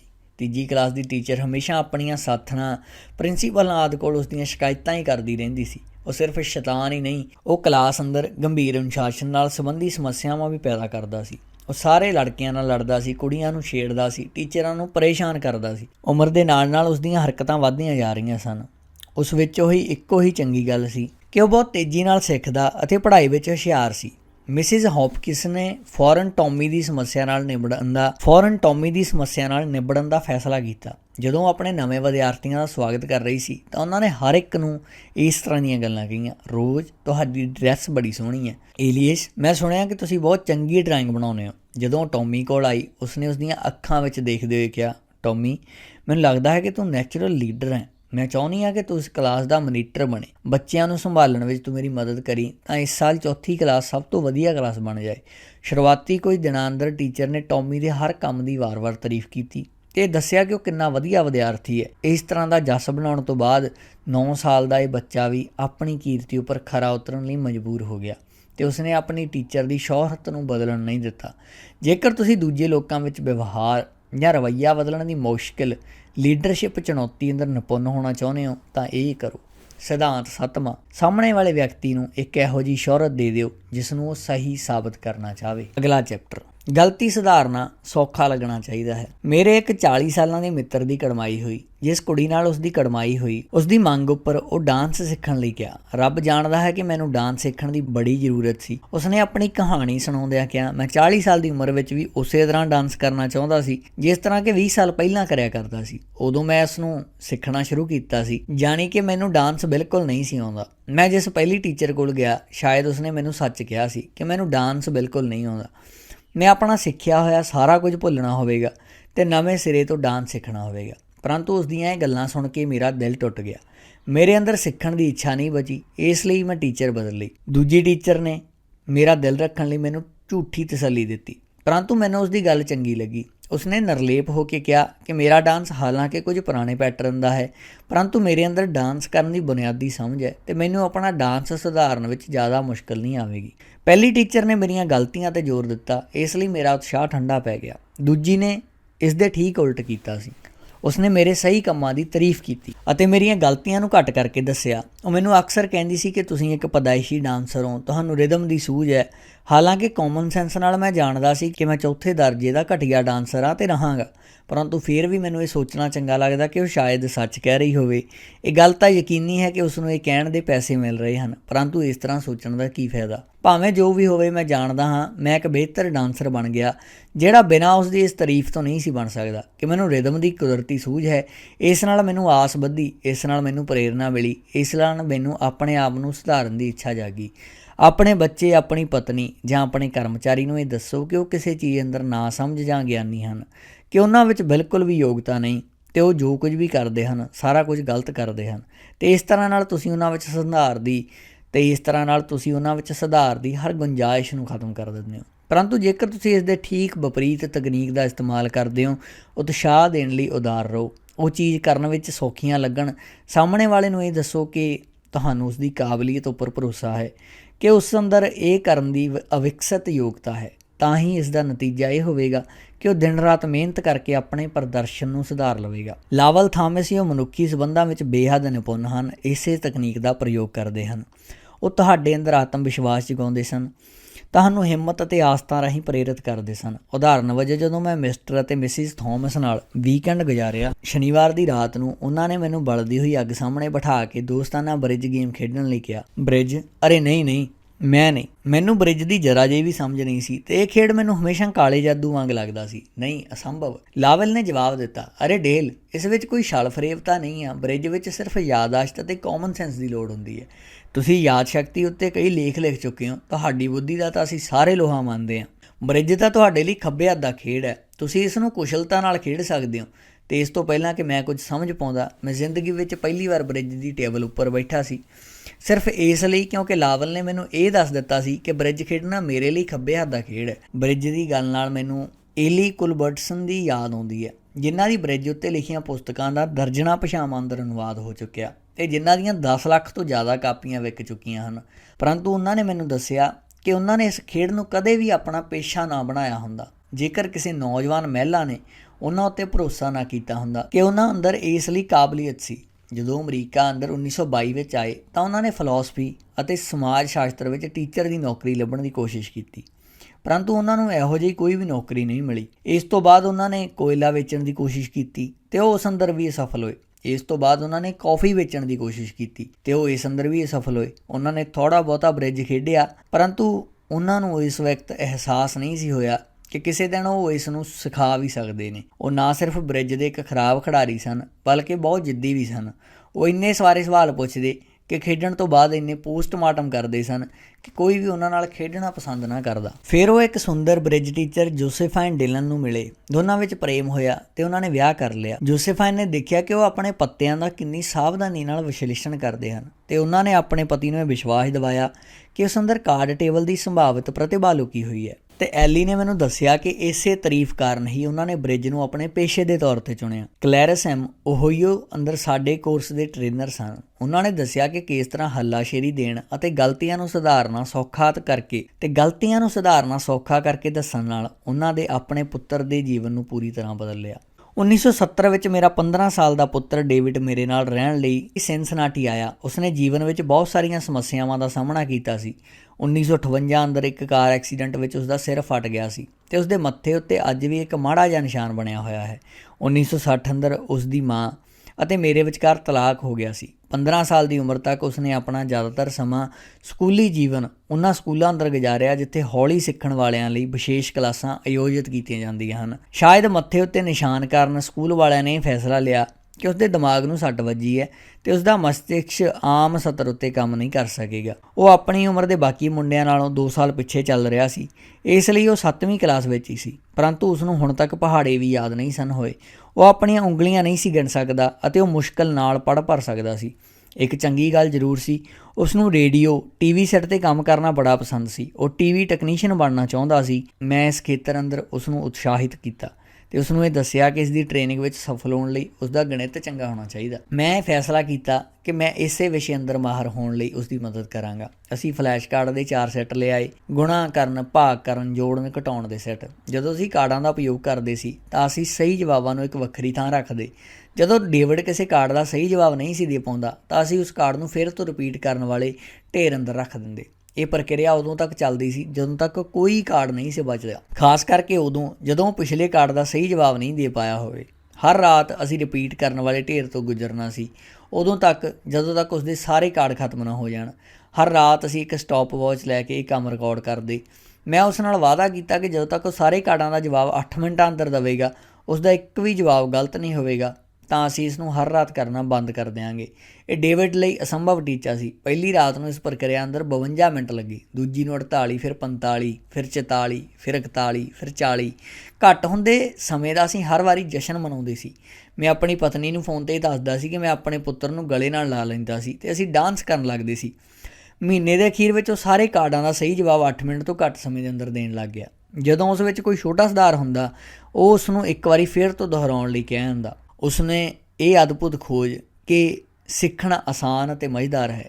ਸੁਭਾਵਕ ਸੀ ਕਿ ਗਣਿਤ ਅੰਦਰ ਉਸਦੇ ਨੰਬਰ ਬਹੁਤ ਜ਼ਿਆਦਾ ਆਏ। ਇਹ ਤਾਂ ਹੈਰਾਨੀਜਨਕ ਹੈ ਕਿ ਜਦੋਂ ਤੁਹਾਨੂੰ ਗੁਣਾ ਕਰਨਾ ਆਉਂਦਾ ਹੋਵੇ, ਗਣਿਤ ਕਿੰਨਾ ਸੌਖਾ ਹੋ ਜਾਂਦਾ। ਜਦੋਂ ਗਣਿਤ ਵਿੱਚ ਉਸਦਾ B ਗ੍ਰੇਡ ਆਇਆ ਤਾਂ ਉਹ ਹੈਰਾਨ ਸੀ। ਇਸ ਤਰ੍ਹਾਂ ਅਜੇ ਤੱਕ ਨਹੀਂ ਸੀ ਹੋਇਆ। ਉਸ ਵਿੱਚ ਬਾਕੀ ਬਦਲਾਅ ਵੀ ਇੰਨੀ ਤੇਜ਼ੀ ਨਾਲ ਹੀ ਆਏ। ਉਸਦੀ ਪੜ੍ਹਨ ਦੀ ਗਤੀ ਤੇਜ਼ ਹੋ ਗਈ। ਉਸਦੀ ਡਰਾਇੰਗ ਆਪਣੀ ਜਮਾਂਦਰੂ ਪ੍ਰਤਿਭਾ ਦਾ ਬਿਹਤਰ ਇਸਤੇਮਾਲ ਕਰਨ ਲੱਗ ਪਿਆ। ਸਕੂਲ ਸਤਰ ਦੇ ਅੰਤਲੇ ਮਹੀਨਿਆਂ ਵਿੱਚ ਉਸਦੇ ਵਿਗਿਆਨ ਟੀਚਰ ਨੇ ਉਸਨੂੰ ਇੱਕ ਮਾਡਲ ਬਣਾਉਣ ਦਾ ਕੰਮ ਸੌਂਪਿਆ ਸੀ। ਉਸਨੇ ਲੀਵਰ ਦੇ ਪ੍ਰਭਾਵ ਨੂੰ ਦਰਸਾਉਣ ਵਾਲੇ ਜਟਿਲ ਮਾਡਲ ਨੂੰ ਬਣਾਉਣ ਦੀ ਚੋਣ ਕੀਤੀ। ਇਸ ਲਈ ਨਾ ਸਿਰਫ ਡਰਾਇੰਗ ਅਤੇ ਮਾਡਲ ਬਣਾਉਣ ਦੀ ਮਹਾਰਤ ਚਾਹੀਦੀ ਸੀ, ਬਲਕਿ ਅਪਲਾਈਡ ਮੈਥਸ ਦੀ ਵੀ ਨਿਪੁੰਨਤਾ ਚਾਹੀਦੀ ਸੀ। ਸਕੂਲ ਦੇ ਵਿਗਿਆਨ ਮੇਲੇ ਅੰਦਰ ਉਸਦੇ ਮਾਡਲ ਨੂੰ ਪਹਿਲਾ ਇਨਾਮ ਮਿਲਿਆ ਅਤੇ ਉਸਨੂੰ ਸ਼ਹਿਰ ਦੀ ਪ੍ਰਤੀਯੋਗਤਾ ਅੰਦਰ ਵੀ ਰੱਖਿਆ ਗਿਆ, ਜਿੱਥੇ ਉਸ ਨੂੰ ਪੂਰੇ ਸਿਨਸਿਨਾਟੀ ਸ਼ਹਿਰ ਵਿੱਚ ਤੀਜਾ ਇਨਾਮ ਮਿਲਿਆ। ਇਸ ਨਾਲ ਪੂਰਾ ਨਕਸ਼ਾ ਬਦਲ ਗਿਆ। ਇਹ ਉਹੀ ਬੱਚਾ ਸੀ ਜੋ 2 ਗ੍ਰੇਡ ਪਿੱਛੇ ਚੱਲ ਰਿਹਾ ਸੀ, ਜਿਸ ਨੂੰ ਦਿਮਾਗੀ ਤੌਰ ਉੱਪਰ ਕਮਜ਼ੋਰ ਕਿਹਾ ਜਾਂਦਾ ਸੀ, ਜਿਸ ਦੇ ਸਾਥੀ ਉਸ ਨੂੰ ਫਰੈਂਕਸਟੀਨ ਕਹਿ ਕੇ ਚੜਾਉਂਦੇ ਅਤੇ ਇਹ ਕਿਹਾ ਜਾਂਦਾ ਸੀ ਕਿ ਸਿਰ ਉੱਤੇ ਜ਼ਖਮ ਹੋਣ ਤੋਂ ਬਾਅਦ ਉਸ ਦਾ ਦਿਮਾਗ ਬਾਹਰ ਨਿਕਲ ਗਿਆ। ਅਚਾਨਕ ਉਸ ਨੂੰ ਪਤਾ ਚੱਲਿਆ ਕਿ ਉਹ ਚੀਜ਼ਾਂ ਸੱਚਮੁੱਚ ਸਿੱਖ ਸਕਦਾ ਹੈ, ਕੁਝ ਕਰਕੇ ਦਿਖਾ ਸਕਦਾ ਹੈ। ਨਤੀਜਾ 8ਵੀਂ ਕਲਾਸ ਦੇ ਅੰਤਲੇ ਹਿੱਸੇ ਤੋਂ ਲੈ ਕੇ ਪੂਰੇ ਹਾਈ ਸਕੂਲ ਵਿੱਚ ਉਸ ਨੂੰ ਹਮੇਸ਼ਾ ਆਨਰਜ਼ ਰੋਲ ਮਿਲੇ। ਹਾਈ ਸਕੂਲ ਵਿੱਚ ਉਸ ਨੂੰ ਨੈਸ਼ਨਲ ਆਨਰ ਸੁਸਾਇਟੀ ਲਈ ਚੁਣਿਆ ਗਿਆ। ਇੱਕ ਵਾਰ ਉਸ ਨੂੰ ਪਤਾ ਚੱਲ ਗਿਆ ਕਿ ਸਿੱਖਣਾ ਆਸਾਨ ਸੀ। ਇਸ ਤੋਂ ਬਾਅਦ ਉਸ ਦਾ ਸਾਰਾ ਜੀਵਨ ਬਦਲ ਗਿਆ। ਜੇਕਰ ਤੁਸੀਂ ਦੂਜਿਆਂ ਨੂੰ ਸੁਧਾਰਨ ਵਿੱਚ ਮਦਦ ਕਰਨਾ ਚਾਹੁੰਦੇ ਹੋ ਤਾਂ ਯਾਦ ਰੱਖੋ, ਸਿਧਾਂਤ 8ਵਾਂ, ਉਤਸ਼ਾਹਿਤ ਕਰੋ। ਇਹ ਦੱਸੋ ਕਿ ਖਾਮੀ ਸੁਧਾਰਨਾ ਬਹੁਤ ਸੌਖਾ ਹੈ। ਅਗਲਾ ਚੈਪਟਰ, ਉਹ ਤਰੀਕਾ ਜਿਸ ਨਾਲ ਲੋਕੀ ਤੁਹਾਡਾ ਕੰਮ ਖੁਸ਼ੀ-ਖੁਸ਼ੀ ਕਰ ਦੇਣ। 1915 ਵਿੱਚ ਅਮਰੀਕਾ ਦਾ ਦਹਿਸ਼ਤ ਦਾ ਮਾਹੌਲ ਸੀ। ਸੰਸਾਰ ਜੰਗ ਵਿੱਚ 1 ਸਾਲ ਤੋਂ ਵੀ ਜ਼ਿਆਦਾ ਸਮੇਂ ਤੋਂ ਚੱਲ ਰਹੀ ਸੀ। ਯੂਰਪ ਦੇ ਦੇਸ਼ ਇੱਕ ਦੂਜੇ ਨਾਲ ਬੁਰੀ ਤਰ੍ਹਾਂ ਕੱਟੇ ਵੱਢੇ ਜਾ ਰਹੇ ਸਨ। ਮਨੁੱਖਤਾ ਦੇ ਇਤਿਹਾਸ ਵਿੱਚ ਇੰਨੇ ਵੱਡੇ ਪੈਮਾਨੇ ਉੱਤੇ ਹਿੰਸਾ ਕਦੇ ਨਹੀਂ ਸੀ ਹੋਈ। ਕੀ ਸ਼ਾਂਤੀ ਦਾ ਮਾਹੌਲ ਇੱਕ ਵਾਰੀ ਫੇਰ ਸਥਾਪਿਤ ਹੋ ਸਕਦਾ ਸੀ? ਕੋਈ ਨਹੀਂ ਸੀ ਜਾਣਦਾ, ਪਰੰਤੂ ਵੁਡਰੋ ਵਿਲਸਨ ਨੇ ਕੋਸ਼ਿਸ਼ ਕਰਨ ਦਾ ਨਿਸ਼ਚਾ ਕੀਤਾ। ਉਹਨਾਂ ਨੇ ਯੂਰਪ ਦੇ ਸ਼ਾਸਕਾਂ ਅਤੇ ਮੁੱਖ ਸੈਨਾਪਤੀਆਂ ਕੋਲੇ ਸ਼ਾਂਤੀ ਦਾ ਸੁਨੇਹਾ ਲੈ ਕੇ ਇੱਕ ਵਿਅਕਤੀਗਤ ਪ੍ਰਤੀਨਿਧੀ, ਇੱਕ ਸ਼ਾਂਤੀ ਦੂਤ ਭੇਜਣ ਦਾ ਫੈਸਲਾ ਕੀਤਾ। ਵਿਲੀਅਮ ਜੈਨਿੰਗਸ ਬ੍ਰਾਇਨ, ਜੋ ਸੈਕਟਰੀ ਆਫ ਸਟੇਟ ਸਨ, ਸ਼ਾਂਤੀ ਦੂਤ ਬਣ ਕੇ ਜਾਣ ਦੇ ਚਾਹਵਾਨ ਸਨ। ਉਹ ਚਾਹੁੰਦੇ ਸਨ ਕਿ ਉਹ ਮਾਨਵਤਾ ਦੀ ਸੇਵਾ ਕਰਨ ਅਤੇ ਇਤਿਹਾਸ ਵਿੱਚ ਆਪਣਾ ਨਾਮ ਅਮਰ ਕਰ ਦੇਣ। ਪਰੰਤੂ ਵਿਲਸਨ ਨੇ ਆਪਣੇ ਕਰੀਬੀ ਮਿੱਤਰ ਅਤੇ ਸਲਾਹਕਾਰ ਕਰਨਲ ਐਡਵਰਡ ਐਮ ਹਾਊਸ ਨੂੰ ਸ਼ਾਂਤੀ ਦੂਤ ਬਣਾ ਕੇ ਭੇਜਿਆ ਅਤੇ ਇਹ ਖਬਰ ਬ੍ਰਾਇਨ ਨੂੰ ਸੁਣਾਉਣ ਦੀ ਜ਼ਿੰਮੇਵਾਰੀ ਵੀ ਇਸ ਤਰ੍ਹਾਂ ਕਰਨਲ ਹਾਊਸ ਨੂੰ ਸੌਂਪੀ ਗਈ, ਜਿਸ ਨਾਲ ਉਸ ਨੂੰ ਮਾੜਾ ਨਾ ਲੱਗੇ। ਕਰਨਲ ਹਾਊਸ ਨੇ ਆਪਣੀ ਡਾਇਰੀ ਅੰਦਰ ਲਿਖਿਆ, ਜਦੋਂ ਬ੍ਰਾਇਨ ਨੇ ਸੁਣਿਆ ਕਿ ਮੈਨੂੰ ਸ਼ਾਂਤੀ ਦੂਤ ਬਣਾ ਕੇ ਯੂਰਪ ਨਹੀਂ ਭੇਜਿਆ ਜਾ ਰਿਹਾ ਤੇ ਉਹ ਜ਼ਾਹਰ ਤੌਰ 'ਤੇ ਨਿਰਾਸ਼ ਹੋਏ।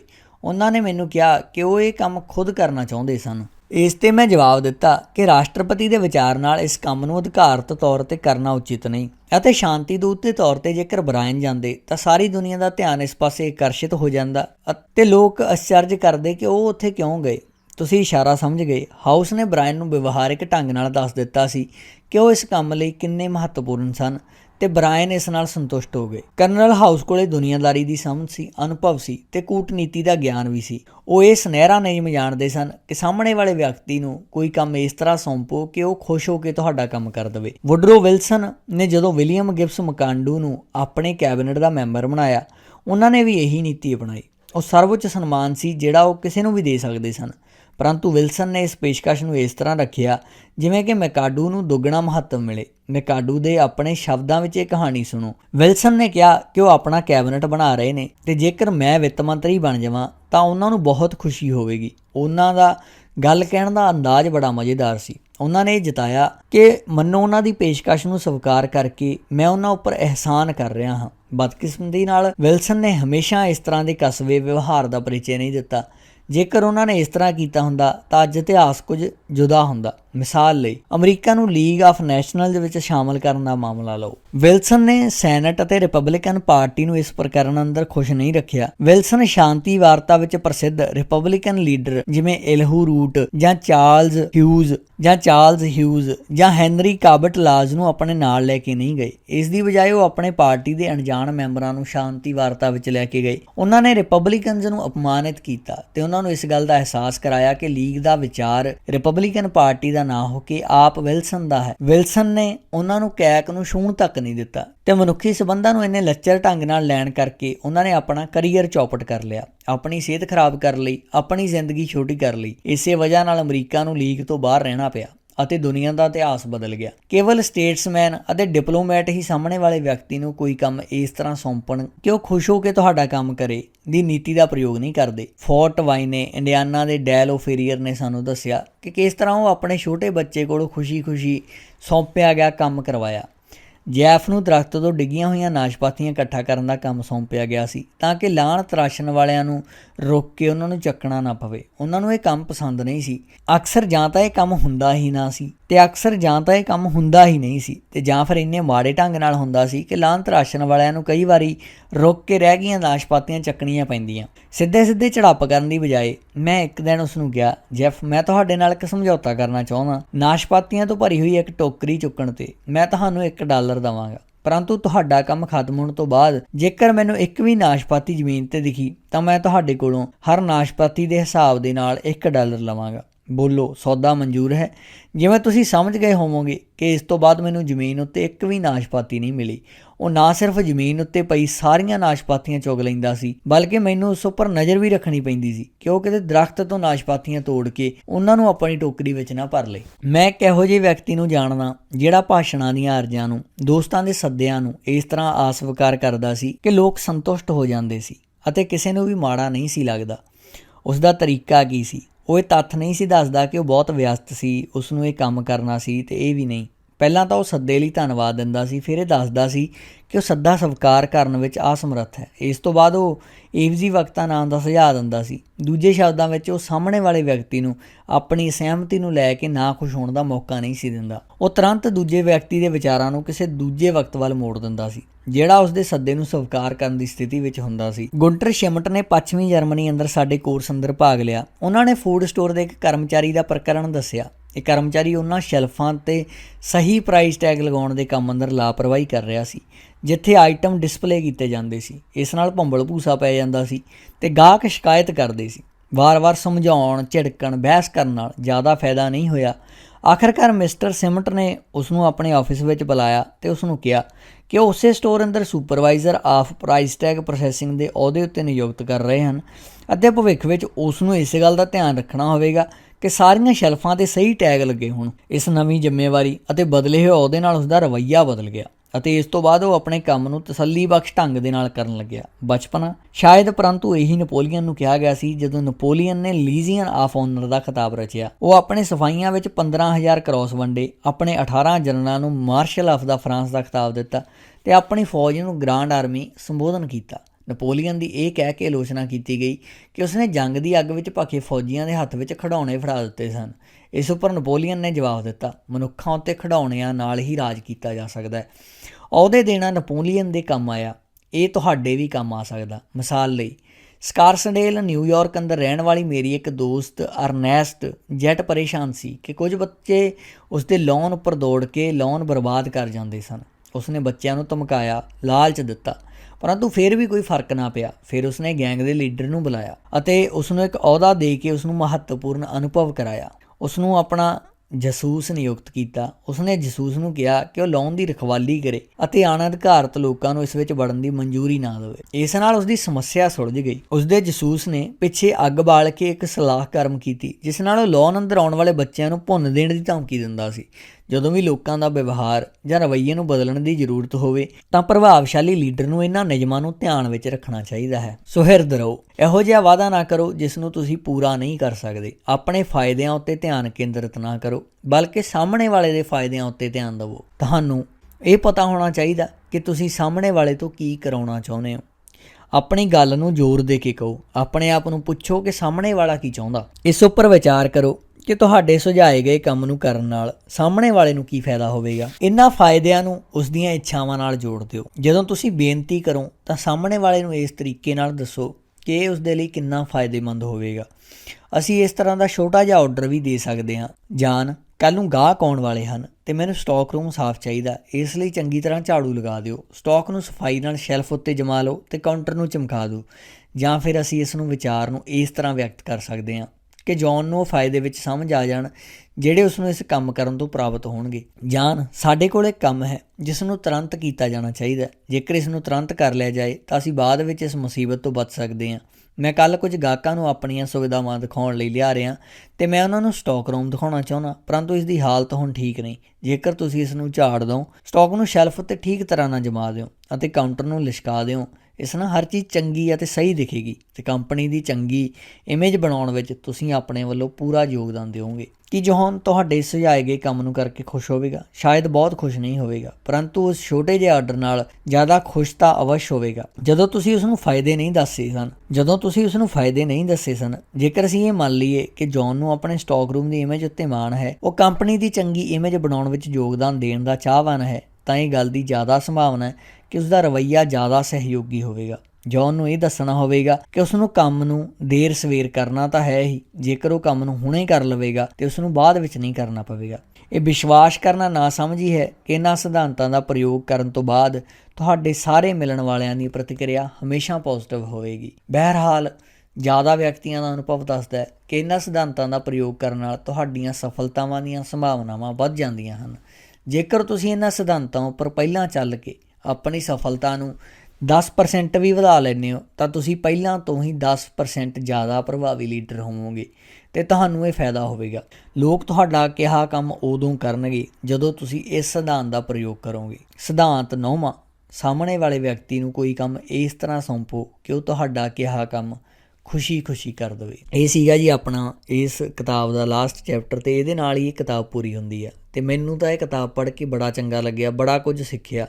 ਨੋਰਮਲ ਜਿਹੀਆਂ ਗੱਲਾਂ ਜਿਹੜੀਆਂ ਆਪਾਂ ਰੋਜ਼ਮਰਾ ਦੀ ਜ਼ਿੰਦਗੀ ਦੇ ਵਿੱਚ ਆਪਣੇ ਸਾਹਮਣੇ ਆਉਂਦੀਆਂ ਨੇ ਅਤੇ ਆਪਾਂ ਉਹਨਾਂ ਦੇ ਉੱਤੇ ਕਿਵੇਂ ਰਿਐਕਸ਼ਨ ਕਰਦੇ ਹਾਂ, ਵੀ ਆਪਾਂ ਇਹ ਕਿਤਾਬ ਪੜ੍ਹ ਕੇ ਇਹ ਸਿੱਖ ਸਕਦੇ ਹਾਂ। ਅਤੇ ਮੈਂ ਚਾਹੁੰਦਾ ਵੀ ਤੁਸੀਂ ਇਹਨੂੰ ਵਾਰ-ਵਾਰ ਕਿਤਾਬ ਨੂੰ ਪੜ੍ਹੋ ਵੀ, ਸੁਣੋ ਵੀ ਅਤੇ ਇਹ ਚੀਜ਼ਾਂ ਨੂੰ ਆਪਣੀ ਜ਼ਿੰਦਗੀ ਦੇ ਵਿੱਚ ਲਾਗੂ ਕਰੋ ਅਤੇ ਤੁਸੀਂ ਦੇਖੋਗੇ ਵੀ ਜਿਹੜੀਆਂ ਕਿੰਨੀਆਂ ਤੁਹਾਡੀਆਂ ਪ੍ਰੋਬਲਮਸ ਨੇ ਉਹ ਦੂਰ ਚਲੀਆਂ ਜਾਂਦੀਆਂ ਨੇ। ਵੀ ਬੇਸਿਕ ਜਿਹੀਆਂ ਗੱਲਾਂ ਨੂੰ ਬਸ ਸਮਝਣ ਦੀ ਅਤੇ ਸਿੱਖਣ ਦੀ ਲੋੜ ਹੁੰਦੀ ਹੈ ਅਤੇ ਤੁਸੀਂ ਇੱਕ ਚੰਗੀ ਜ਼ਿੰਦਗੀ ਦੀ ਸ਼ੁਰੂਆਤ ਜਿਹੜੀ ਕਰ ਸਕਦੇ ਹੋ। ਸੋ ਬਹੁਤ ਧੰਨਵਾਦ ਜੀ ਜੋ ਤੁਸੀਂ ਇਹ ਸਾਰੀ ਕਿਤਾਬ ਸੁਣੀ ਅਤੇ ਇਹਦਾ ਮਤਲਬ ਤੁਸੀਂ ਇੱਕ ਚੰਗੇ ਰਾਹ 'ਤੇ ਹੋ ਜੇ ਤੁਸੀਂ ਆਪਣੇ ਆਪ ਨੂੰ ਸੁਧਾਰਨ ਦੇ ਲਈ ਇਹ ਸਟੈਪ ਚੱਕ ਰਹੇ ਹੋ। ਅਤੇ ਜੇ ਤੁਹਾਨੂੰ ਲੱਗਦਾ ਅਸੀਂ ਕੋਈ ਸੁਧਾਰ ਕਰ ਸਕਦੇ ਹਾਂ ਉਹ ਸਾਨੂੰ ਕਮੈਂਟ ਬਾਕਸ ਦੇ ਵਿੱਚ ਜ਼ਰੂਰ ਲਿਖੋ ਅਤੇ ਅਸੀਂ ਹਮੇਸ਼ਾ ਇੱਕ ਚੰਗੀਆਂ ਕਿਤਾਬਾਂ, ਚੰਗੀਆਂ ਗੱਲਾਂ ਇੱਥੇ ਸ਼ੇਅਰ ਕਰਦੇ ਰਹਾਂਗੇ। ਇੱਕ ਵਾਰੀ ਫਿਰ ਤੋਂ ਬਹੁਤ ਧੰਨਵਾਦ ਜੀ ਇਹਨੂੰ ਪੂਰਾ ਸੁਣਨ ਲਈ।